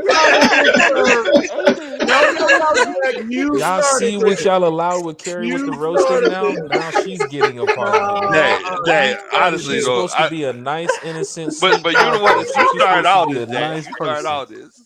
I mean, truly, I was late to the show, so please excuse my manners because that's on me. I was late, but I literally opened up the show, and the first thing I hear is Jack say something. You see that? That's why. Hold on. That's why Carrie needs to go back and listen to the other 45 minutes before she gets back to this part right here. And she'll say, "Oh, I see where Jack was coming from. He was gone for the past 20 minutes." I promise you, I literally was late, and I was like, no way. Well, look, we got a couple Superman chats. So, first, Justin, he says, "How retooled were our wide receiver room look off season? To me, you can't roll with the same offense that's been holding you back the last 2 to 3 years. People say our offense is good, not me." Dun, dun, dun. That's a Superman chat. I guess we'll go ahead and let everybody answer that question. To me, that's a logical question. But it's going to look different, totally different. Because really, the only true guy that we can say that's going to be back day one will be Drake London. Everybody else is suspect. I mean, even Darnell Mooney, because the way he played during the tail end of the season, I mean, he didn't look good at all. Not unless he was really hurt. But it's going to look real different. The offense actually is going to look different. The only thing that we're going to have to solidified and in place will be Bijan. Hopefully that offensive line will remain intact. Drake London. Hopefully we'll be able to retain Algier because quiet as kept, we would have enough money to pay him. By the time we get through trimming the fat from this team, what's his name? Kirk Cousins hopefully be gone. We're gonna have enough money. We definitely gonna have enough money, but the offense definitely will look different as far as the skill player set. Definitely agree. I like what Manuel just said too as well, man. I'm going off of the fact of what this draft is going to do, free agency. There could be a small level of concern about the wide receiver room outside of Drake London. We don't know where Kyle Pitts is going to be. It's probably a big priority to go and try to deal with Tyler Algier. But right now, February 1st, the only two weapons we have on offense is Drake London and Bijan Robinson. Yeah. There's nobody else in that room that we're looking at. Now, if Kyle come back, it would look good for Stefanski in that 13 personnel. Same for Charlie Warner, too, as well. He can play some fullback, play some tight end, and catch the ball at the backfield here and there, help out in the run game situation. I mean, Charlie Warner could be a sneaky guy for Kevin Stefanski's offense. Very. Oh, we're keeping him now? Huh? We're keeping him now? We're not cutting him to save $5 million? Well, if you want to trim the fat like what Manuel said, then yeah, I mean, you can save $5 million by trimming the fat too as well. Like you said before. Okay. I mean, there's two ways to go about it, you know? There's two ways to go about it. Man, please. Hey, when I said trimming the fat, I was not including Charlie Warner by a long shot. No, sir. Well, keeping Charlie Warner would help us because, especially in the 13 personnel, the way they run their tight ends, absolutely, I mean, somebody has to be there to help Bijan get up the field on that second level. Yeah. I mean, their offensive line, if you can beef up that line a little bit more, otherwise than running the same consistent guys been running over the past couple years, Charlie Warner could be a big help. I think of some of those plays, I ain't gonna lie, some of those Zach Robinson plays that he ran where Warner was in motion last year and then got in front of Bijan and helped out paving the lane, that did give Bijan some extra room. I mean, I hope that they do look into something like that this year. Now, I'm not in the front office, but they're going to need a little bit of money, and Charlie Warner is $5 million you can get back. Maybe you can get a guy that's similar to him for a cheaper price, or if not, then stay with Charlie Warner. But the only two weapons, when they said weapons, the only two weapons we got is Drake London and Bijan Robinson right now. Hey, man, we still have Mooney. I mean, he was just a little injured. Wait, hold up, Kerry. Let me cook for a second.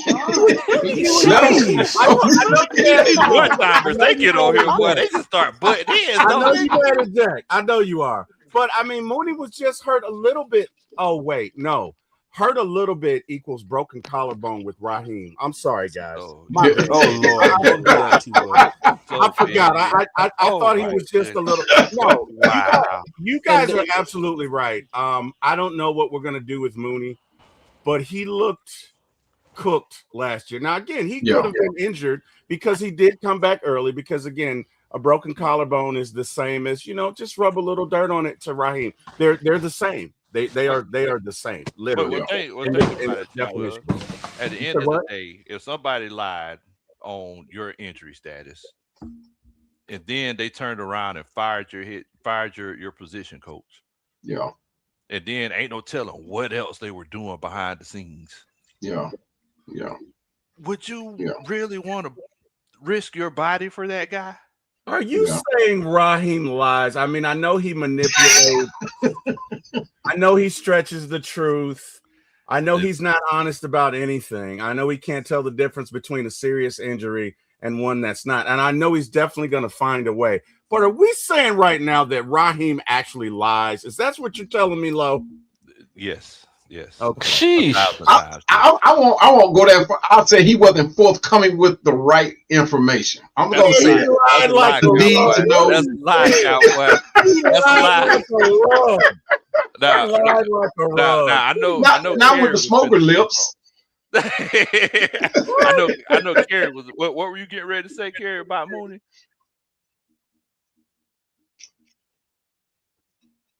Kerry must be. T-Will don't kick Kerry off the show. T-Will, what did you do? Kick Kerry out there. That's normally Jack. Jack is normally the one that pisses her off. You remember T-Will had blocked Kerry for like 3 months. Stop it! Yeah, let's get to that. Yeah, let's get to that. Wow. Also, we got a couple Superman chats. I had to drop that one on T-Will. Wow. Says, how are 2 blind men going to tell the third blind man where the hole in the road is? Wait, Dang. I'm sorry. I gotta read this like John. If y'all never watched eye test, watch the eye test. I gotta read this like John. So tell me, how two blind men gonna tell the third blind man where the hole is, where the hole in the road is? These people are promoted beyond their intelligence. That's about right. Dun-dun-dun. That's a Superman check. Also, That's I about don't know right. He deserves an applause. I think he deserves an applause. There you Also, go. Carrie said, I just wanted to send an apology tip for Jack being so late to cut Big Low Country's grass. Sign one time for the fan producer. I appreciate that, Carrie. See, that's why you my dog, Carrie. That's why you my dog. Brandon Croissant. As you can see, Carrie. That's a Superman check. As you can see, Carrie's not here right now because Wi-Fi is not good where she is. She's here. Oh, there She's she here. is. Don't worry. Carrie's good money though, man. You know, I rock with Carrie. We love Carrie. Just like how, you know, we love Desmond Reed. Yeah, Jack is so toxic. He'll troll me and then tell me I love you. It's not a troll. Bro, they do this all day. They do this all day. Me, Carrie, T. Will Bodie, you know, we're one time for the fan. There are some things that we all have agreements with and some things that we all disagree with. But at the end of the day, we're all Falcon fans. Yeah. But at the end of the day, I respect what Carrie's opinion is. Same way I respect T. Will's opinion. Same way I respect Bodie's opinion. But there are some things that we have all talked about front and center, in front of Big Country, in front of other fans, where we see differently on different avenues of certain things with the Atlanta Falcons. I swear to God, when we win, we all win together. Find a way I'm going to throw up because that's what you said. It literally sounds like he's about to say he's going to find a way. It sounds like take him off we're the going to stage. find a way. Come on. When we win, we all win together. Look, when we lose, we all lose together. Well, look, D. Craig, he found a way to get you a tip, Jack. He says, Jack, I forgot to tip you earlier for washing my windshield at the red light on Buckhead. They let people do that in Buckhead now? That's crazy. That's a Superman chat. I mean, D. Craig is in the chat. Look at you. It's February 1st, man. February 2nd. He ain't got no more minutes on his phone, so get all wow. Hey. Happy Black Day. Go. You know what's coming, Lo. Oh, it's going to be an onslaught. I already know. I already know. Thank you, I already know. Shouts out to Miss Maggie in the chat, Miss Pam with Lady Birds, AFN over there. Much love to them. Hey, Miss Pam. Hi, now, Pam. Now, hey, Miss Pam. Here we go. Yeah, for sure. Now, there's one thing that, and Cowboy, he kind of mentioned this a little bit earlier, talking about bringing Tyler Algier back. So if it's one of those situations where we're saying we're going to focus on running the ball, and I think pretty much everybody on this panel and everybody in the chat would agree that we didn't use Tyler Algier correctly last year. We didn't. But if we're going to focus on running the ball moving forward, does that increase our chances of keeping Tyler Algier now? I'm hoping with the coaching staff, you know, there are people that would go on that team. And if you're talking to your players, and the money is one thing. I mean, I know Tyler's due for a big payday. Some team like even the Texans, some team like the Cardinals, they'll put him probably first running back. But if he looks at this team and says, man, me and Bijan Robinson, man, me and Kevin Stefanski, man, me and Bill Callahan with that line, what they're going to be doing. The running backs coach stayed in the building too as well. So I'm hoping. Petrie did stay. Yeah. That's right. Petrie did stay. I'm hoping and praying that Tyler Algier will stay, because then that goes back to what Manuel was saying about what the young man was saying in the chat about the weapons. Now we have another weapon. And it's about really increasing your chances of, you know, how teams can scout for our offense and say, I can't cover Drake and deal with Bijan and deal with X, Y, and Z. Right now, I don't know who our number 2 receiver, 3, 4, and 5 is. I don't know if Pitts is staying. But I would love to have a Tyler Algier back in the building. Yeah. Yeah. Okay.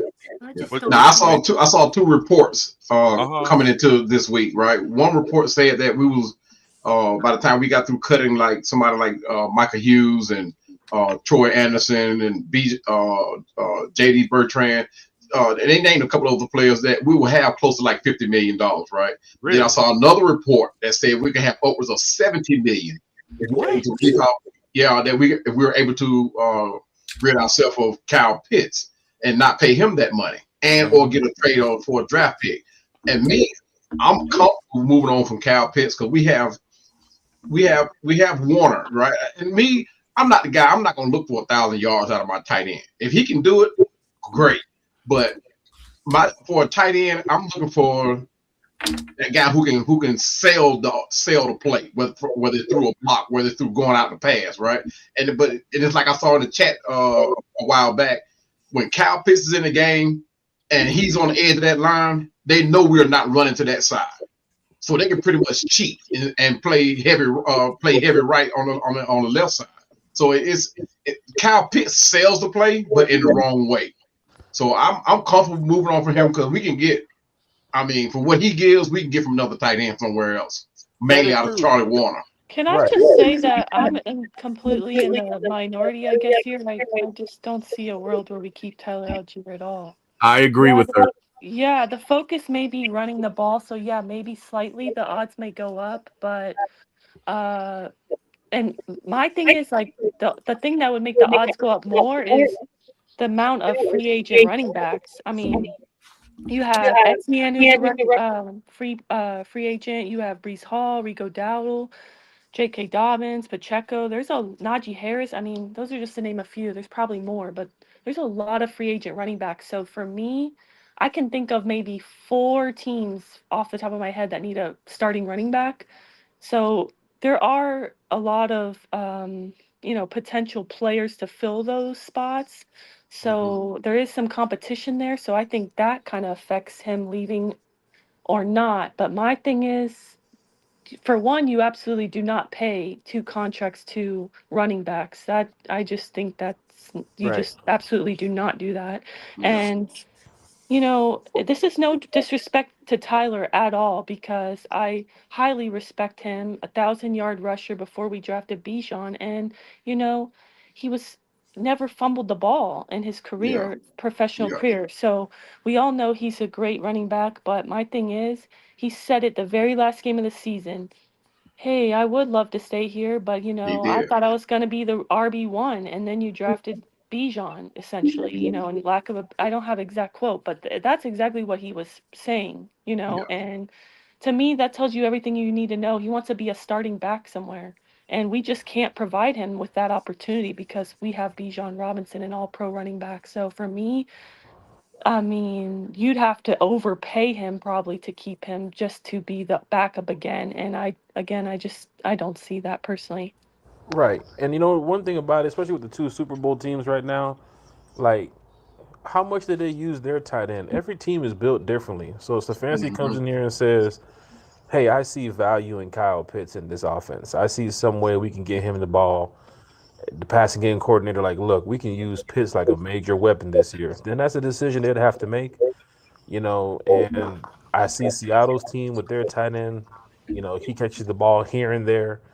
You see the Hooper and Henry over there and Patriots. Whenever Drake May needs that scapegoat, bam, they're over there open. So it depends on where they want to put Kyle Pitts, But yeah, he just that's a Kevin Stefanski, Matt Ryan move. I mean, yeah, I'm on the fence between what they want to do because it's like you keep Kyle Pitts, then they're gonna design plays to get the ball to Kyle Pitts. It's the reason yeah, why they kept him. But yeah, if not, you can, like Country said before, offline, you can get another Kyle Pitts somewhere. There's tight ends yeah, that can catch the ball and block yeah, and much cheaper. Now if he wasn't going into his contract year, it'd be totally different. Yeah. But if he's looking for a major payday, he's gonna get it. Same thing for Tyler Algier. He's gonna get it too as well. We just have to see what Matt Ryan and Kevin Stefanski do. I just know that to get that money that Manuel was talking about, restructuring Jake Lindstrom and AJ Terrell can get you over that 50 million. with a couple of cuts. So it's Yeah. really that money when it comes into play of we're not going to get to 100 million like the Titans, but we Yeah. can get a little bit of bread back. We can get a Yeah. little bit of bread back to help us out. Yeah. But it's Yeah. going to be a bunch of 1 year deals to keep us going this season.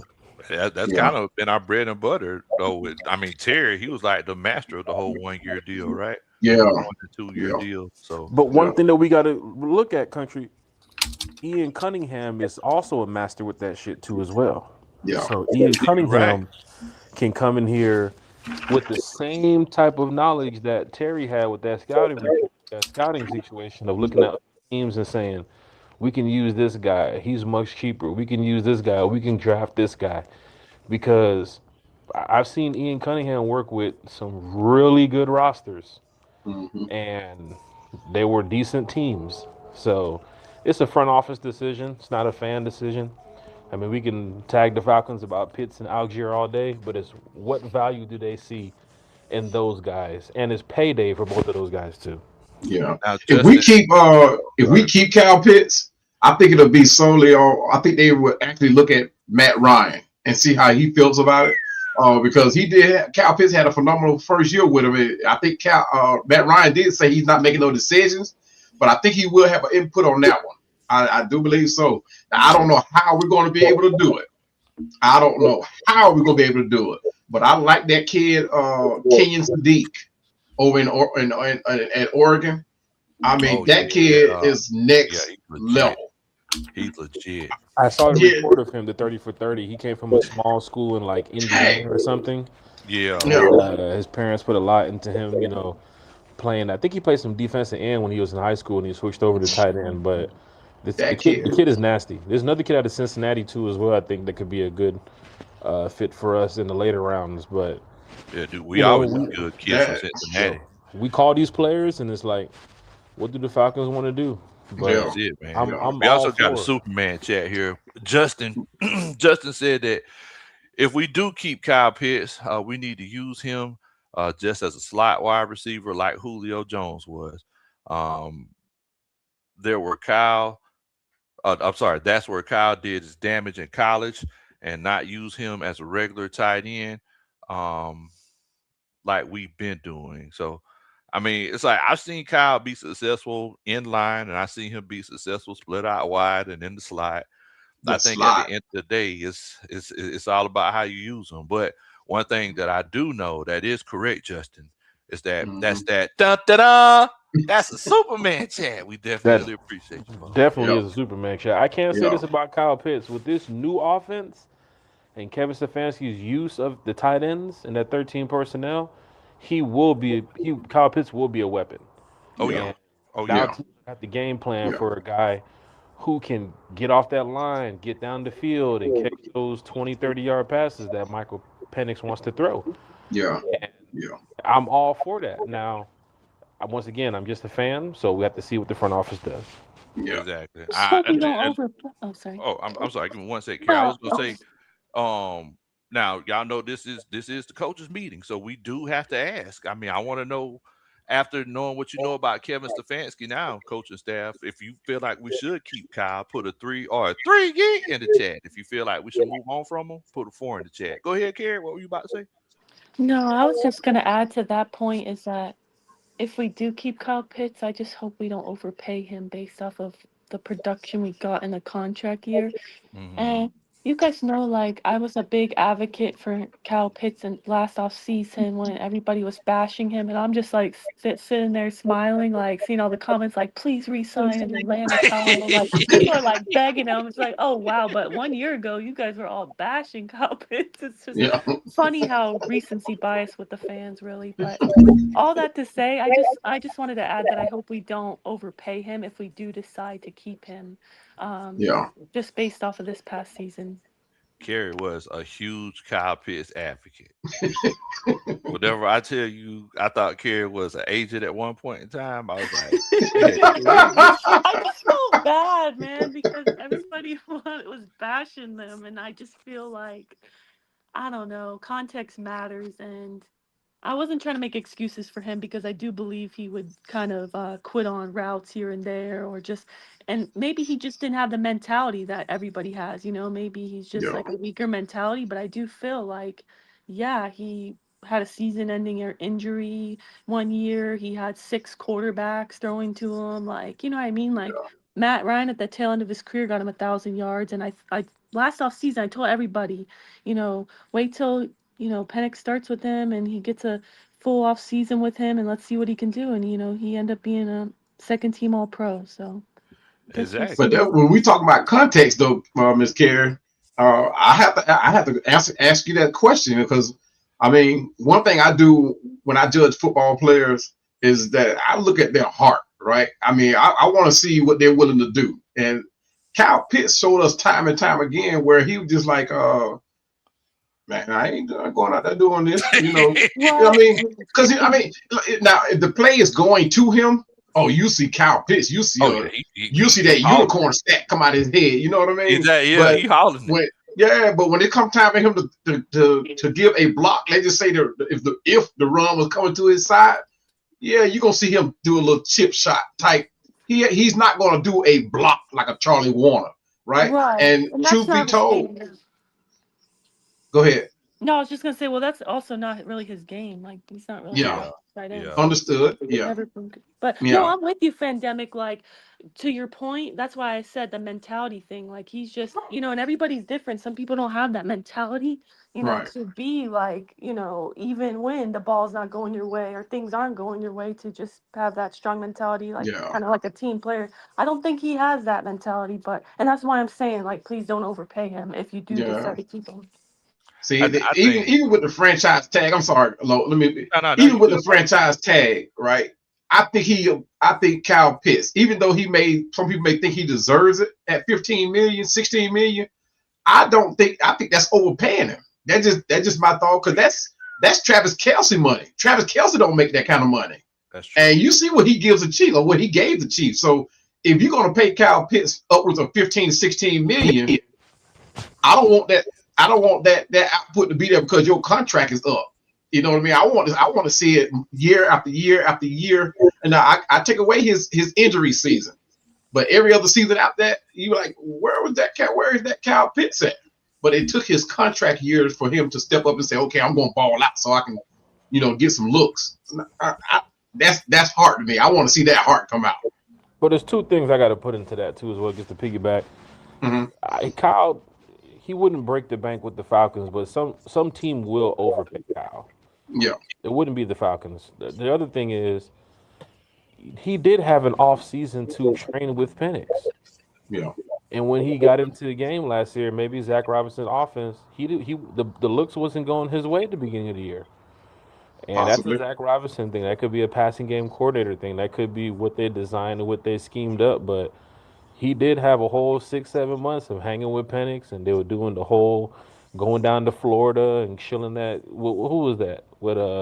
That was Kirk Cousins chilling with what's his name? The coach, the old Tampa Bay coach, the one that's on Barstool now.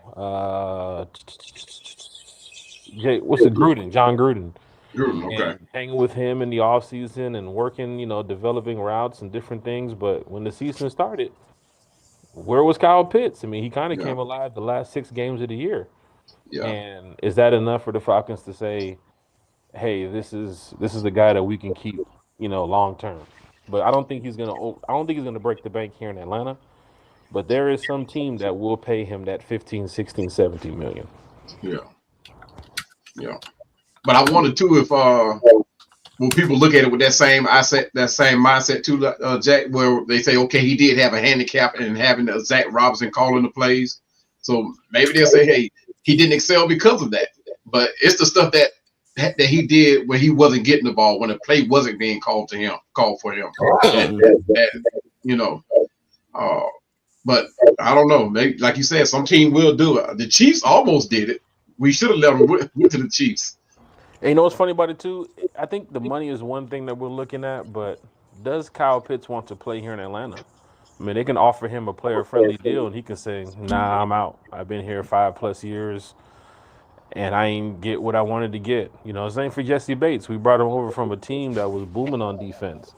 We ain't go to no playoffs. We ain't win no division. So some of these players might want to just look for a different feel. Just want to go to a different team, and we can offer him whatever he wants. But he's the one at the end of the day has to say, "Nah, I'm good. I'm up out of here."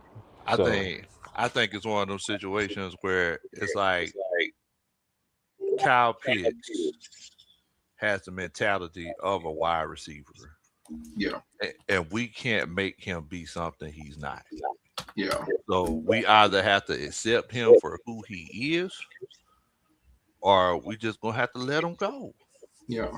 Like Yeah. if we want to accept him for who he is and acknowledge the fact that um um and acknowledge the fact that he's not gonna block the best, like it's not gonna be the most passionate blocking that you've ever seen, and he ain't gonna break his nose to keep somebody from coming up from you know what I'm saying, Yeah. it's setting the edge or whatever.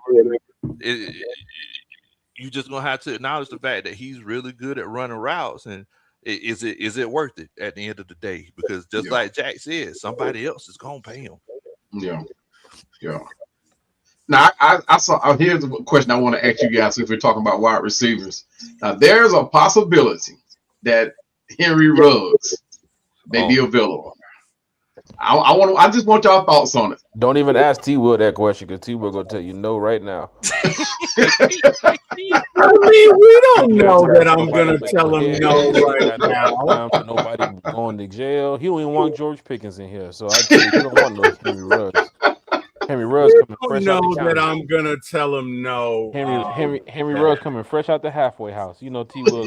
Don't bring him to go there. With the ankle bracelet on. Right. So this guys, Atlanta, he gonna be speeding in that Hellcat all damn day, man. Man, what? Let me ask you a question, guys. I know that our uniforms are similar to them, but are we the cast of The Longest Yard, or are we? Let me try to get out real quick. I can't hear. Oh, okay. Yeah. Are we the cast of The Longest Yard, or are we an NFL football team? So go. No, I don't want Henry Ruggs in our lineup, and no, wow. No, I don't. Wow. You just hit us with The Longest Yard. But you know, though, when we wear the black on black, you know we look like that team from The Longest Yard. You know that's the one. That's Adam Sandler, right? T Will. You said what? That was a remake. No, that was a remake. See what you need to do. You need to go to For My ATL Movies, and he'll tell you about The Longest Yard, the original, and then the remake. Like what I did there, T. Will. I see what you did there. I know Adam Sandler got them boys together to go beat that damn squad, though. Them boys were ready. Do that. Now I literally got to go and do a movie on it. I'm gonna see if I can do a podcast. I'm gonna see if I can get Carrie to come do it with me. I'm gonna see. I know she hung up. I'm gonna see if she'll do it with me. But yeah, man. No, I mean, go ahead. Well, I was gonna ask y'all this because I know, like, the whole talk, everybody's talking about all of these coaches that we've added and to the offensive side of the ball that's going to be supporting Michael Penix. How do y'all feel? And Chad, coaching staff, y'all let me know. How do y'all feel about us essentially keeping things the same on the defensive side of the ball? Because nobody's really talking about that. Oh, we better keep it the same. Here's my philosophy. Look, this is my philosophy going in, right? Because I saw a report that said that Jesse Bates might be out. But here's my thing. You want to keep a nucleus, right? Don't fix what's not broken. Right. I mean, Quiz, yeah, you can go in, you can add and take away a couple pieces in the secondary, but don't fix what's not broken. I mean, we need a big guy in the middle. Yes, we'll go look for that big guy. We need a CB2. We'll go look for that CB2. But if you got a nucleus there in the defense, you want to keep that. And look, just to put this in everybody's mind, over the past years I've been associated with football, there are not many teams that have put together a 1-year defense or 1-year offense that went on to win the Super Bowl. So you got to have some chemistry somewhere in there. Now, we had the Grits Blitz that came in here in that first year, and they turned up, right? But how many times that has happened over the year? Now, we got the guy here, Ryan, that could probably add to that. But how many teams have actually went on that have disrupted their team and went on and contended for the Super Bowl? You got to have chemistry. Talk to him, Ryan. I don't know. What's going on, Ryan? Man, what's going on? Thank y'all for having me. You know, I'm a little late to the party, but you know, got to show up, show a little support. Been trying to work with you for a minute, Lo. Hey, man. I'm a busy man, Bo. Busy man. Got about 8 jobs like them Jamaicans on In Living Color, I see. Hey, but I'm looking. I'm trying to go double digits. Hey, you got to write him. You got to write him a check. He gonna have 9 jobs. He fixed that bobsled by the time.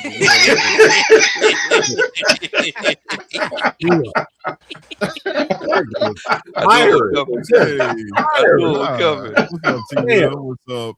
One time. What up, Ryan? Jack, you better get right or you gonna get left. Tell him. You better get right or you gonna get left, Jack.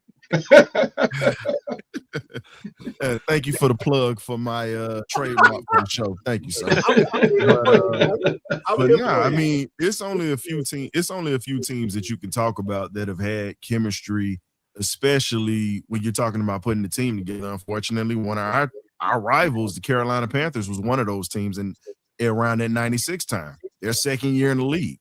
Jacksonville Jaguars was another team that you saw that had that type of chemistry. It's very rare that you can put teams together and they find chemistry that fast. You have to build. And if you look at a lot of the championship teams, you pretty much see it. You know, the closest thing I'll say for an old school team, I got to say it's got to be Don Shula's Dolphins, because it didn't take them that long to get back to, you know, understand what winning ways were, because he, like I say, he worked the hell out of them. Yeah. So at this point with this Falcons team, it's going to take time, and everybody has to understand, yes, we have a good team, but you have a whole new system that's coming in here, and it takes players at least 2 years to understand the system. First year is really learning it, and you're going through wars and learning how to play together.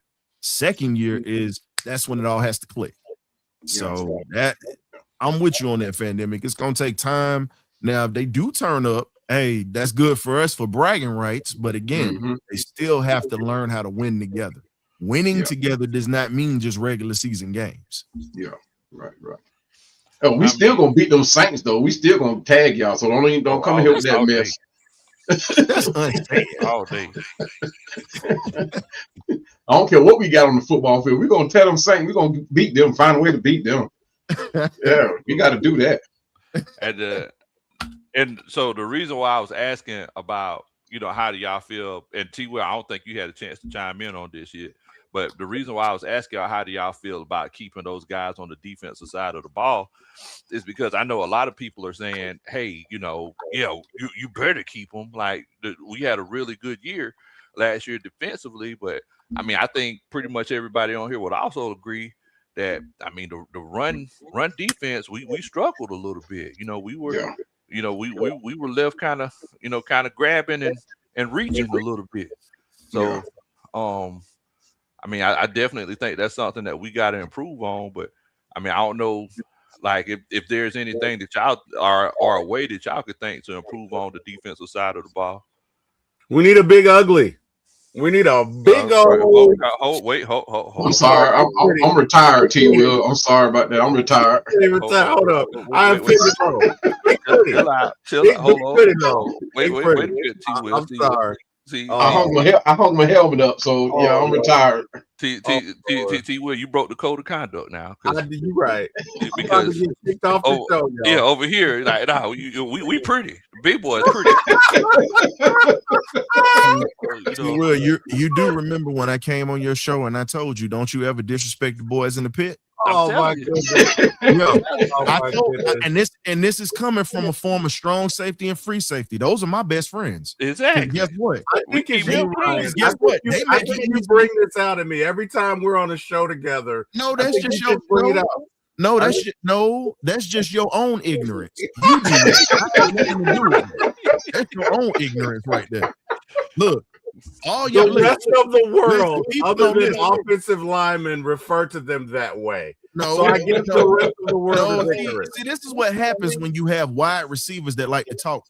Oh my God! There you go. There you go. We see T-Will. We seen your videos. We know what you doing. No. How sensitive is your show? I just need to make sure I don't step on no toes. I don't say nothing crazy. Oh, look, we have an idea that everybody say what they feel and how they feel. So please let us know how you feel. I don't want to get your channel in trouble because see, I know I go on John Harris's show and I speak a little free, and I got to ask permission before I don't do it on mine, but I got to ask permission before I come in somebody's house and start getting Kool-Aid out of the refrigerator. I need to ask. Look here. As long as you don't say something that you wouldn't say to somebody's face, you good. Okay. Well, hell, T-Will. That's that ignorant shit you like to bring up. That's your doing. That ain't got shit to do with her. See, this is what happens when y'all get these damn pussy-ass wide receivers. I'm just saying. I will let you know, sir. I was a great wide receiver. We see the video, T-Will. We see it. I probably would have taken you to the end zone a couple times. Will. Listen. Like you got your feet up under you. Listen, here. Hey, man. I'm gonna tell you just like this. You to the Enterprise. Beam me up, Scotty. You ready to go on the trip? Hey, T-Will, I like when former players go back to their playing Wait a minute. days. I'm gonna tell you. No. Hold up. T-Will, I'm gonna tell you just like this here. It's easier said than done. I keep the cleats in the back of the car, so if you want some, you can get some. Bro, look, I've been telling you. Let me tell you how this gonna start. It's gonna start with you coming up on bump and run, and the next play your ass gonna be 10 yards back. Run with you. Oh, okay. Then guess what? Guess what? You gonna be 10 yards back. Go ahead. No, I don't play 10 yards. All I'm gonna tell you is, Ryan, is that T will keep his cleats, but it's not to play football. He will keep his cleats so he can walk down the hill. Oh wow. Right. Oh, you did not do that, Low. Right. If you don't know, he wear his cleats to camp too. You better be ready. He wears cleats to Falcons football camp so he can walk down the hill. That's what he wears his cleats for. That's what he uses. Everybody that watch, that's what T will use his cleats for. He don't play ball. Oh man. He usually walk down the and me and Jack tell him, like, T will, you gonna hurt yourself. You know what? No, this is how I'm feeling. At this point, this is how I'm feeling at this point. Look, I'm a little older, you know when you get older, things change, but the mechanics don't go nowhere. So I'm not worried. You got to show me, just like I said with the Falcons this year. I'm a Georgia boy that was raised by the way of Florida, North Florida at that. And guess what? I got temporary residency in the Missouri state, the show me state. You got to show me, bro. Florida boys get built to ass too. Ain't nobody Country. Ain't nobody great. Listen, I ain't gonna lie. When he had nobody has to be. Listen, nobody got to be afraid to take an ass whipping. You can ask Muhammad. Listen, you can ask Muhammad Ali that. He wasn't afraid of Joe Frazier and got put on the land. I'm gonna go with you for a series, right? I'm gonna run a slant. Okay. Hold on. I'm gonna run a slant. I'm gonna run an in route. I'm gonna run an out, and we're gonna go forward on fourth and 5, and I'm gonna run an out and up and run by your ass. And I'm gonna look at you and wave goodbye as I score. And then I'm gonna put the ball. Do the DL on the way. T-Will, you know what? T-Will. Hey, T-Will, I got a question for you. You know who? Wait a minute. You know who Chauncey King is, right? I don't care. No, you know. No, I'm asking. You know him, right? I do. Okay. So I'm gonna ask you. No. For all my wait a minute. For all my Georgia residents, for all my folks that went to back in the day, MD Collins back in the day when it was a high school, y'all ask about Chris Walker. I'm his seed. Just know that. That's all I'm going to say. Ask Chauncey about me. That's all I'm going to say. Ask Uncle Chauncey about me. It's nothing to Will. But let's get back to these Falcons real quick. You know who Superman is? Let me go get my takeout hit with kryptonite. What got me is that his voice got squeaky. That's what got me. Wait a minute. Hey, but to be serious though, Lo, as we all sitting here cutting up, look, T. Will, you gonna need Epsom salt and damn Ben Gay before I do. But it is what it is. 100%. 100% right. Hey, but you know what? I You get ready to say something, Jack? I was gonna say when T. Will had them cleats on that camp last year, I was waiting for Raheem to be like, "Hey, you with the cleats and the crown." I was gonna wear my cleats the next day, like, "Hey, Raheem, I got my cleats too." Let me get in there, coach. Hey, Jack. Anytime we speak on Raheem's name now, because he's gone, it's pretty much everybody got that pinky mentality, just like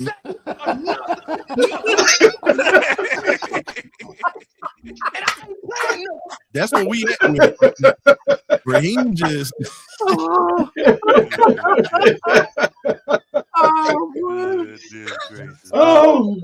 What you got about them birds, Ryan? I know you about to say something about them Falcons. No. All I was gonna say was, truthfully though, I really believe in this sense when we talk about this team that's coming up this year. We really, right now, look, the fan base is split right now. It's been split for a while, but it's really been split since we got all these people in office. You know, just like T Will's nuts gonna get split on that football field. Oh my God! But getting back to it, are not intimidated by you, sir. They're quite salty. I don't need you to be intimidated. Okay. This is turned into a policy conversation. But let me go ahead and cut up.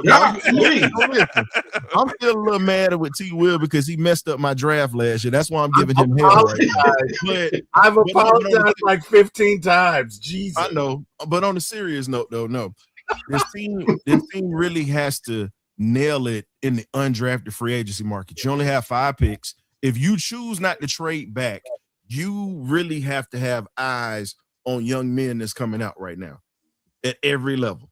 And I speak on this all the time on the cage, and I'm bringing that over here to you because, Lo, you watch film, you look at young men, you got a youngster that's getting ready to step on that field on that college level. So you sit back and you look at it, it's how are the evals going to work? Because the thing with the Falcons right now, it's not about hitting these draft picks because, okay, you can get the guys that are pretty much the easy ones on the board. Can you get the undrafted free agents that are going to build the depth of this team? Because right now, you pretty much need linebacker depth right now. You need a little bit better depth with the D-line because you got to cut bait with some of these guys and bring in some better depth. Then you also have to build up your offensive line depth because guys get banged up. 17 games is a long season. And you have to have guys that can step off the sideline onto the field and produce while your guys are down. So what's going to tell a lot about the direction of this team? We can sit back and give all the analysis in the world and say whatever, but if we do not hit on evals for undrafted free agents right now to build up the depth, then we're going to have the same issues we've been having. Because I've had issues with arguing with guys on my show and saying, y'all sitting here talking about this, but again, you watch Michael Penix go down. And I said this before training camp. And T. Will got pissed at me when I said it. Because he said, I'm going to trust the coaching staff. You just don't understand it. But T. Will, how'd that work out for you, T? I had a little more bass in my voice when I said that. I can't listen. I knew that was coming. Just saying. I'm sorry. No, in that situation, you was pissed at me when I said we need depth, and I can't trust the evals that were going on with the last regime. Yeah. I mean, look, you definitely. That's right, I got, man. I mean, because if you look at it, like you mentioned, the linebacker position, Divine Diablo, who's on his last year now, and JD Bertrand. Yep. The losing streak started as soon as he jumped in now. As soon as he came in there with that toad helmet, that's when everything switched up. That's when everything switched up. Not the toad helmet. He had a bunch of starters around JD Bertrand, but some offense said, you know what? You see that guy with that toadstool? That number We're going 40? straight for him. We're going straight for him. Yeah. He looked like somebody's kid out there. Like He did. He did. Let's go. Let's Yeah. look at Junior playing. Oh, Yeah. Junior's terrible. Oh my God. What's he doing? Hey, I we mean, thought it just couldn't like- get no worse. What did JD say? Hold my drink, bitch. It got worse. But then it's like you look at the defensive side of the ball. It's like, okay, last year we got a whole bunch of sacks, set our record. Arnold Ebiketie, he's out the door. He wanted to get traded before the trade. He was disappointed. Yeah. You know, you don't know what you got with Braylon Trice. Yeah. What consistent, big, pretty, and as T Will would say, do you have that you can put in there? You know, you need a CB2. I mean, we want it to be the Kobe Bryant, but we don't know if that's going to be the case. He's too busy laughing at the former head coach from what everybody telling me in the chat. It's like, bro, like there's a lot of holes. So just like Ryan said, like as far as actual depth, we got a lot of things we need to fix. Yeah. Yeah. Well, I Ryan, agree. you also- Troy Anderson got to be the first one out the door. I don't know why we still got him on. He got to be the first one. I keep telling y'all that man own a damn penthouse in Piedmont Hospital. Y'all don't understand. Somewhere. Listen, He got y'all to go.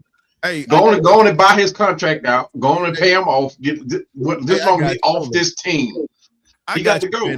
Lo, I got you. I got something I'm getting for you.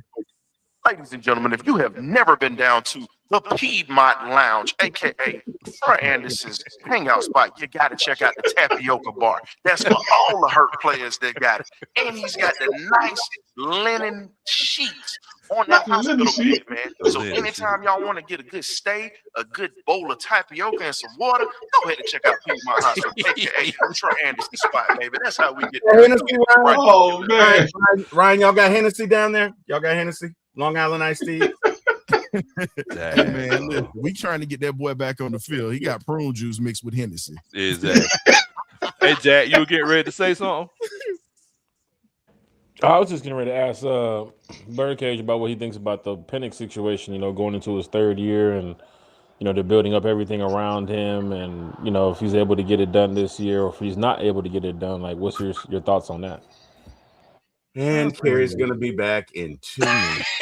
He won't let it go. He just will not let it go. No, all I'm going to say is this about Penix in this situation. Look, right now, you don't need to force him back because if Arthur Blank, now most people took from what Arthur Blank said, he says, I think he will be the future. He didn't say he was the future. He said, think. Go back and listen to it. You have to listen to the tea leaves. The reason he says think is because he doesn't know what he's going to get when this guy comes back off of an injury. That's why he said think. However, he's going to trust that Penix will be right. So in this situation, you cannot rush him back faster than he needs to be back. My thing is protect him from himself. Bring in a bridge quarterback right now. Let him get comfortable and get that knee right and let him know it's no pressure on you to get back here right. Right. No, so we can have a fair shake when you come back and you're 100%, because really 2027 is really going to be his year of where his job will be on the line. 2026 should be the year that you allow him to get healthy. And if he comes back later in the season, give him a chance to start some games at that point. But for now, I'm not rushing the future franchise quarterback back into this situation. And we don't even know what this offensive line is going to look like right now. So you don't gamble with the guy that is supposed to be the future of this team. You don't play with this man's future. You can't do that. That's how I feel about it. Lo, I just want you to know I see you being messy. Why did you go right to Carrie's comment? Because you knew she made that. I thought everybody wanted to know Kendrick won most Grammys. What in the world? Why are you over there doing that? You know what's going to follow that. You know there's going to be a comment about, I wish Jack was not talking about Penix. I'm just saying. Oh, man. Dude. Hey, but that Penix thing, though, when you go back to that illustration you had put up low with the coaching staff, the number of years that each one of those coaches have Look at the number of years that's going to be around Penix. That's crazy. That is what you want. Different. That is so much different from what Raheem had around him. You know, so now outside the Maggie T, Miss Maggie T, she sent that to me. Y'all make sure y'all check Miss Maggie T. Oh yeah, great job, Miss Maggie. Thank you so much. Yeah, that's what you wanted. So now when he's asked that question again, if he's ever asked it, I mean, he won't be able to say, "Well, my wife made me a couple of beans." You know what I mean? I mean, he won't be able to say it because now he has that. He has that. So we talking about developing him. Stupid. He will laugh because he knows. He will laugh because he knows Miss Kim be like, Terry, you know what you need to do. But it's nasty work right here. I mean, look, I'm not taking nothing away from Wise. I'm not gonna do that. Don't make it seem like that was so negative. Look, everybody that know me knows. Because everybody knows. Everybody know me knows. Look, I've been married 30 years, 31 years, so I'm not going to say nothing that's going to get. I build dog houses. I don't live in them. I'm sorry. Hello. But,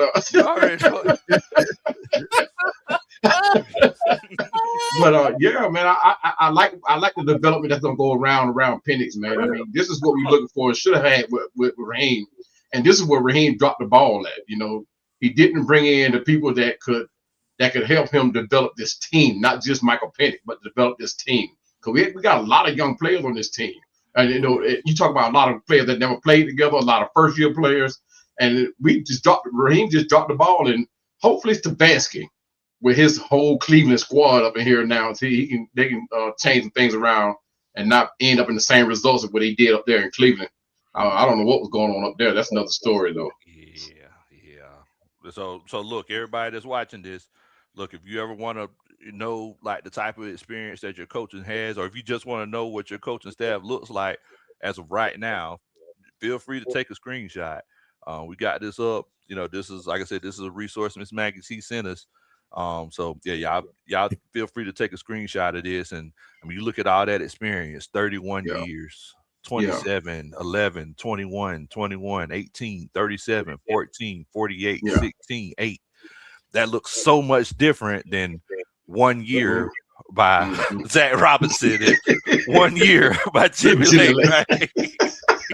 And see, another thing too, like when Raheem was here was head coach, and he had nobody to lean on when he was looking for answers. Same thing for Zach Robinson. Same thing for Jimmy Lake did. He just didn't. But they had nobody to lean on when it came down to saying when things got out of hand, and he was like, "Hey, I need some help." He couldn't do that.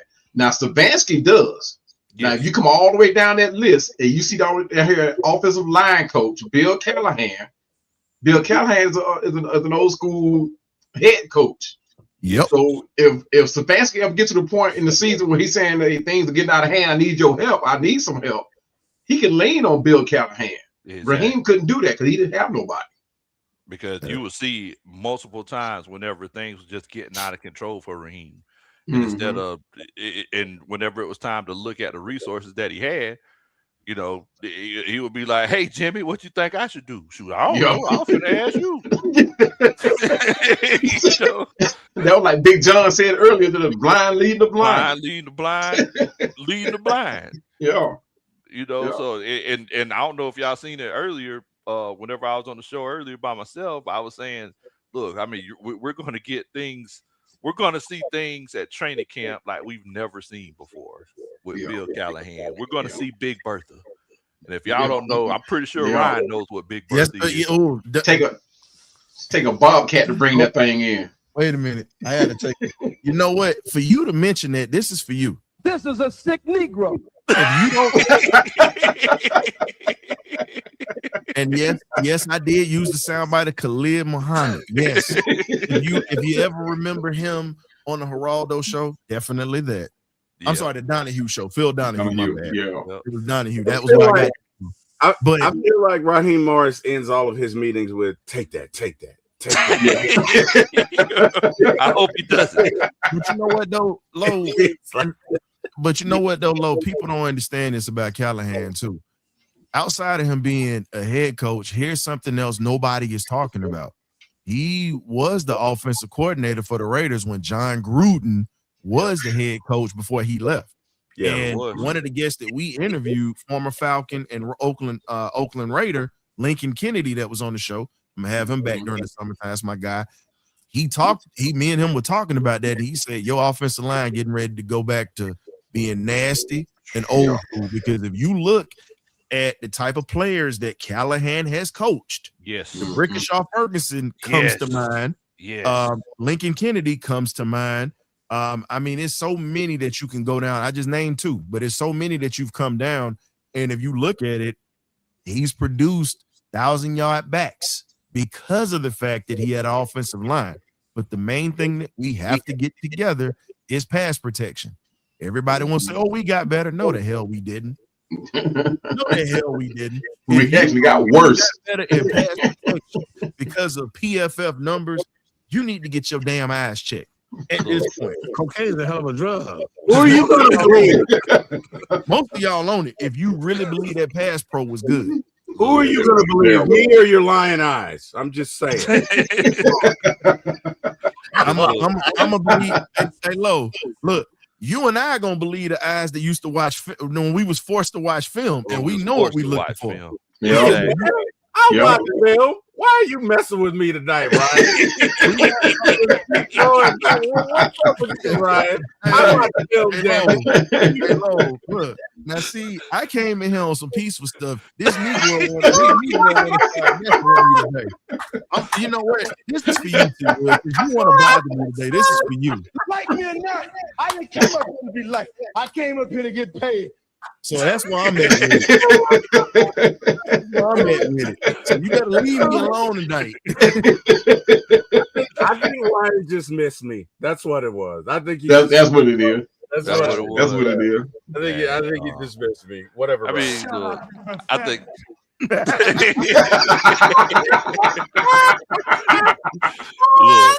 I think it's a beautiful thing. No, sir. He was my guy, man. I just like to mess with him. At the end of the day, you have the best way to protect.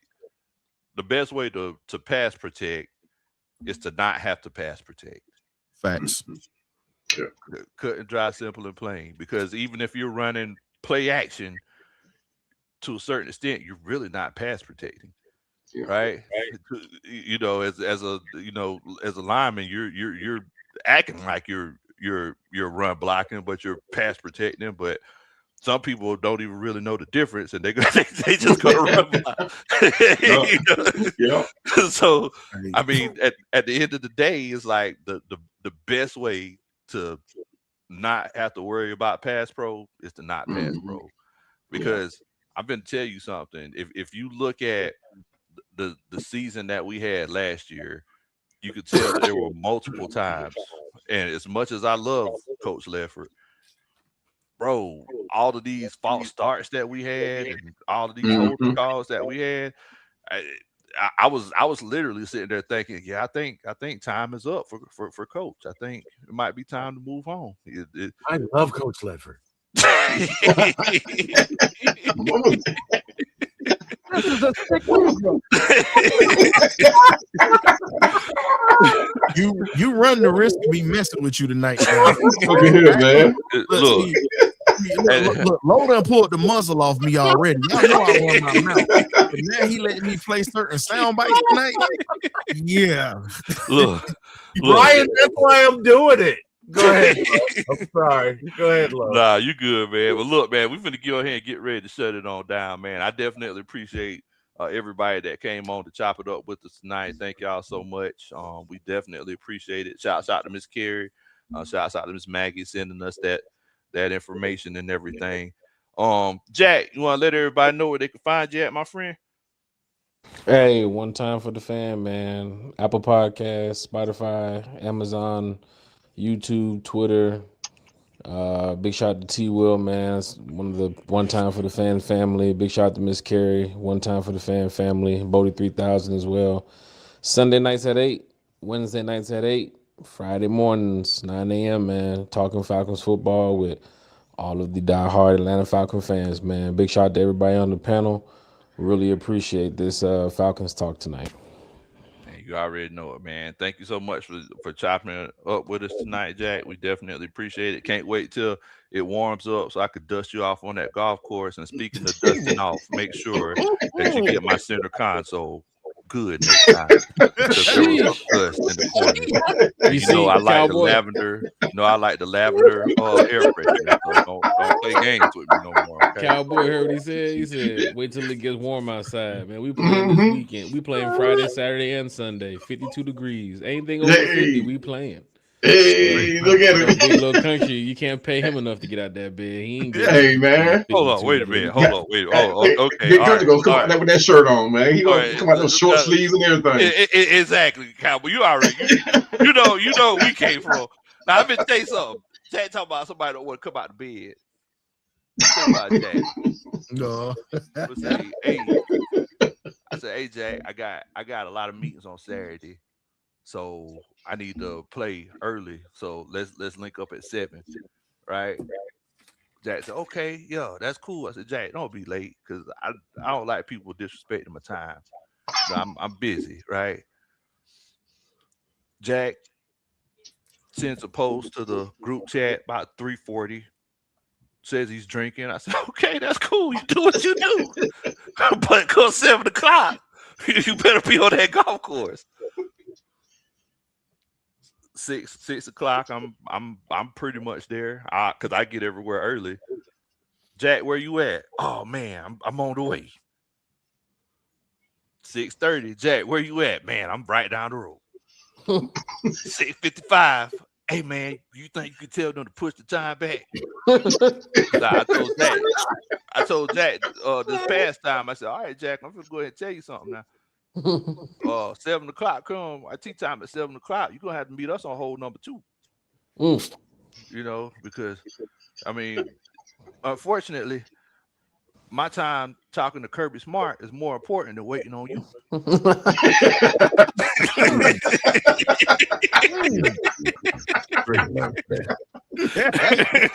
man, I didn't study low long enough to know when he does his hand like that and he does a smile, you done pissed him off. Like he started that story. Let me tell you about Jack, and he did it about 2 times, and the pinky didn't go anywhere. And I knew he was mad.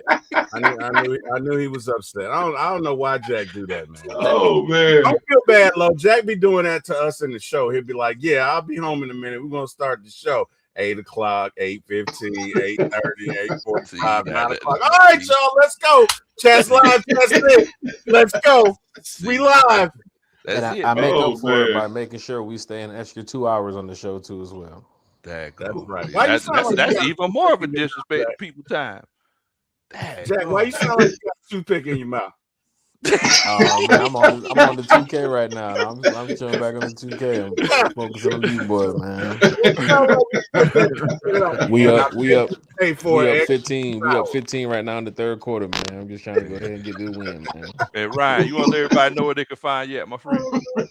Hey man, appreciate you having me on here. You know, apparently we see T Will pays attention to when everybody is pissed and everybody gonna check somebody on something. I know when you pissed off. I'm gonna be honest with you. No, I'm actually very calm. That's what you don't get. You've never scary because I remember the phone riled call. up like that. I'm passionate, but never riled up. T Will called me an old pimp. Hey man, we need to talk. And when Ryan, the historian, uses the words "we need to talk," he mad. He's like, it wasn't the fact that I was mad. I was getting your attention to let you know that the situation that was at hand was a very serious situation, and we had to handle that infraction right there in the spot. I understood, brother. I understood. I got it. We had to, as the native Clifford Harris would say, we had to handle that expeditiously. We had to handle it expeditiously, brother. I get into it, man. I appreciate y'all having me on, though. Myself, the Magnificent Birdcage crew, YouTube, Thursdays, 8 p.m., as we always are. You know, we're going to have some interviews coming up, some good ones coming up. I'll have some stuff put out there pretty soon. But definitely appreciate y'all just at least extending a couple of moments to me tonight. But as we say in the birdcage, I got me a little mascot now. So birdcage, you either get right or you get left. Love it. Oh man. Cheap labor. Love it. Love it. Hey, that's cheap labor right there. I got the little one helping me out with some stuff. Hey, that's cool. I like that. Got to get them started. I love Appreciate you. Definitely. Hey, man, y'all make sure y'all check out Birdcage LLC on YouTube. Great content over there. Y'all make sure y'all check Ryan out, man. For sure. T Will, you want to let everybody know where they can find you? I ain't talking about on TikTok or nothing like that. T Will. Talking about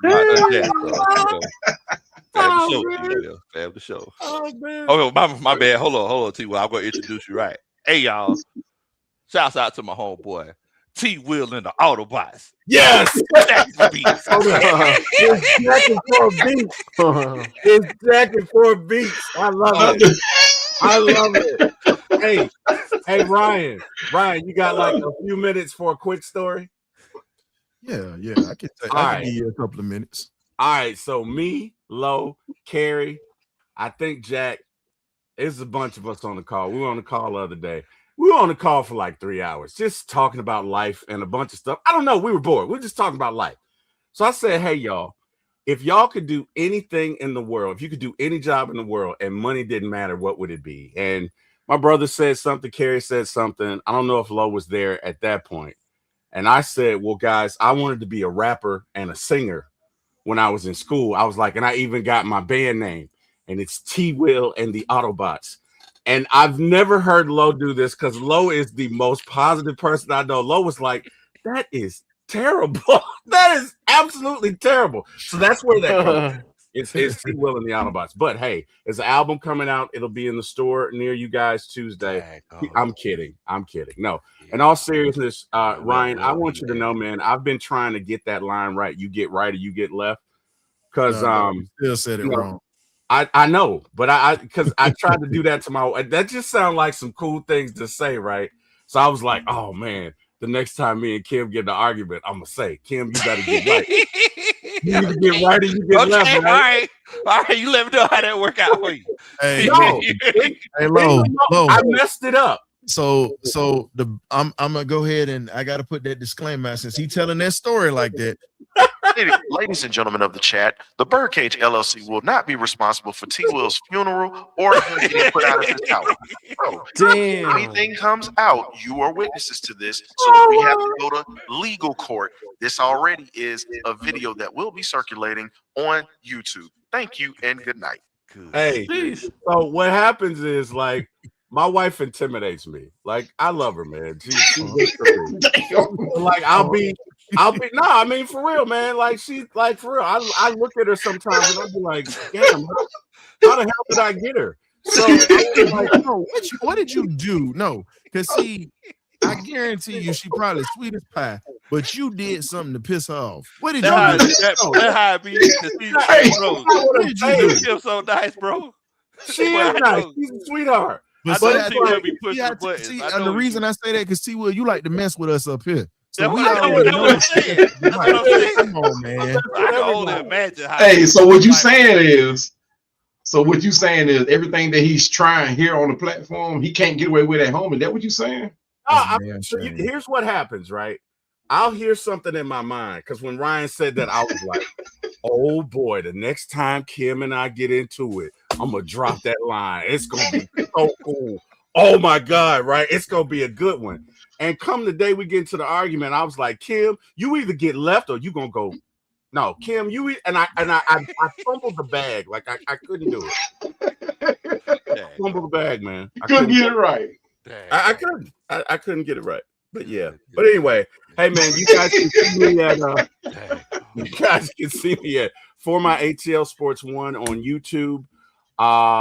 We got shows about the Falcons, sometimes Braves, sometimes Hawks. We have the Terry, Carey, and Eric show that you typically can see on Mondays. You also can see me at For My ATL Movies 1 on YouTube as well. We do movies, we do TV series. We just did His and Hers, which if you guys have not seen it, is a phenomenal TV series. Yes. You will not see the end coming. So just did that. And hey, Lo, as always, thank you for having me, sir. I appreciate that. Mr. Ryan, Mr. Fandemic, y'all know I love and respect y'all. I appreciate that. Lo, you know I love and respect you too. And Mr. Jack Spade, hey, thank you for giving my start in this business. You and Mr. Eric Parker. Everybody in the chat, thank you guys for joining us. Thank God for waking me up. And there you go. Yes. Yes. There you go, man. There you go. Y'all make sure y'all check out for my ATL Sports One, for my ATL movies. I'm glad you mentioned Kim too as well. Country, I know you know Kim, and of course T Will. His car is not detailed, and also her car is not detailed. So if you want to go over there and take care of that this weekend, Wow. help them boys. Help them Wow. Damn. Wow. Where'd you find that? Jack finally got me. Oh, wow. Man. Cowboy, you want to let everybody know where they can find you, my friend? Woo. First of all, man, shout out to that grandbaby of mine, Miss Navi. Miss in my pocket Navi. She's already grabbing on my shirt collar, let me know what's up. So Lord, man, a handful already. But yeah, shout out to her, man. She's so beautiful and so soothing to hold. It's been a long time since I've been able to hold a baby. Don't want to hold another one though. That baby, yeah, y'all can. Oh my God, that baby gonna be so spoiled. Yeah, already. Oh my God.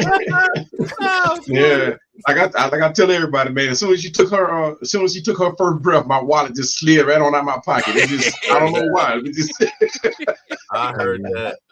But yeah, she's beautiful, man. But first of all, Lo, appreciate you bringing me on, guys. Appreciate you allowing me to share the platform with you guys, man. It's been so awesome.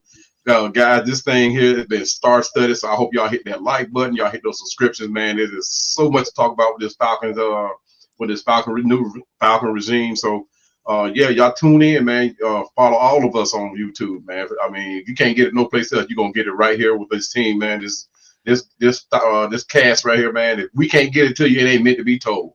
But yeah, y'all can follow me on YouTube, man. Atlanta Falcon Pandemic, man, and I bring it all to you. So look for more to come out, man. It's gonna be star-studded. Definitely, man. Definitely. Y'all make sure y'all check out Atlanta Falcons Pandemic, man. Great content. All of these gentlemen, and Kerry, make some great content. So y'all make sure y'all check out all of their respective channels.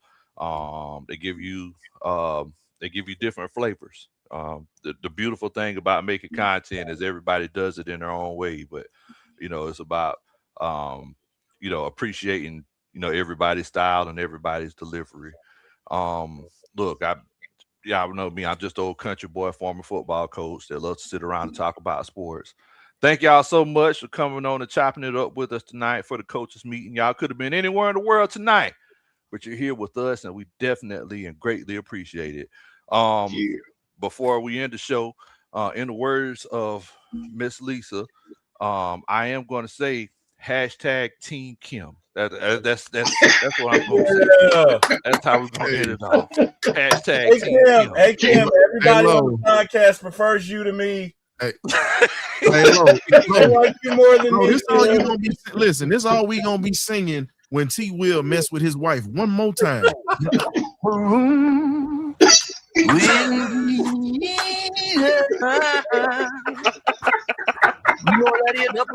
That's what we gonna be. Look here. We're gonna be humming like old boy in Sinners. Boy, my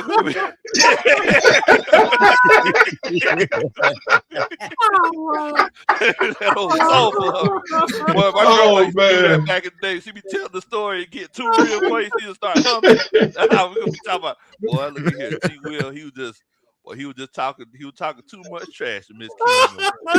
Boy, it got to be so bad. Kim had to. Hey Lo, we gonna be like, how old boy was like in Coming to America. It's a damn shame what they did to that dog.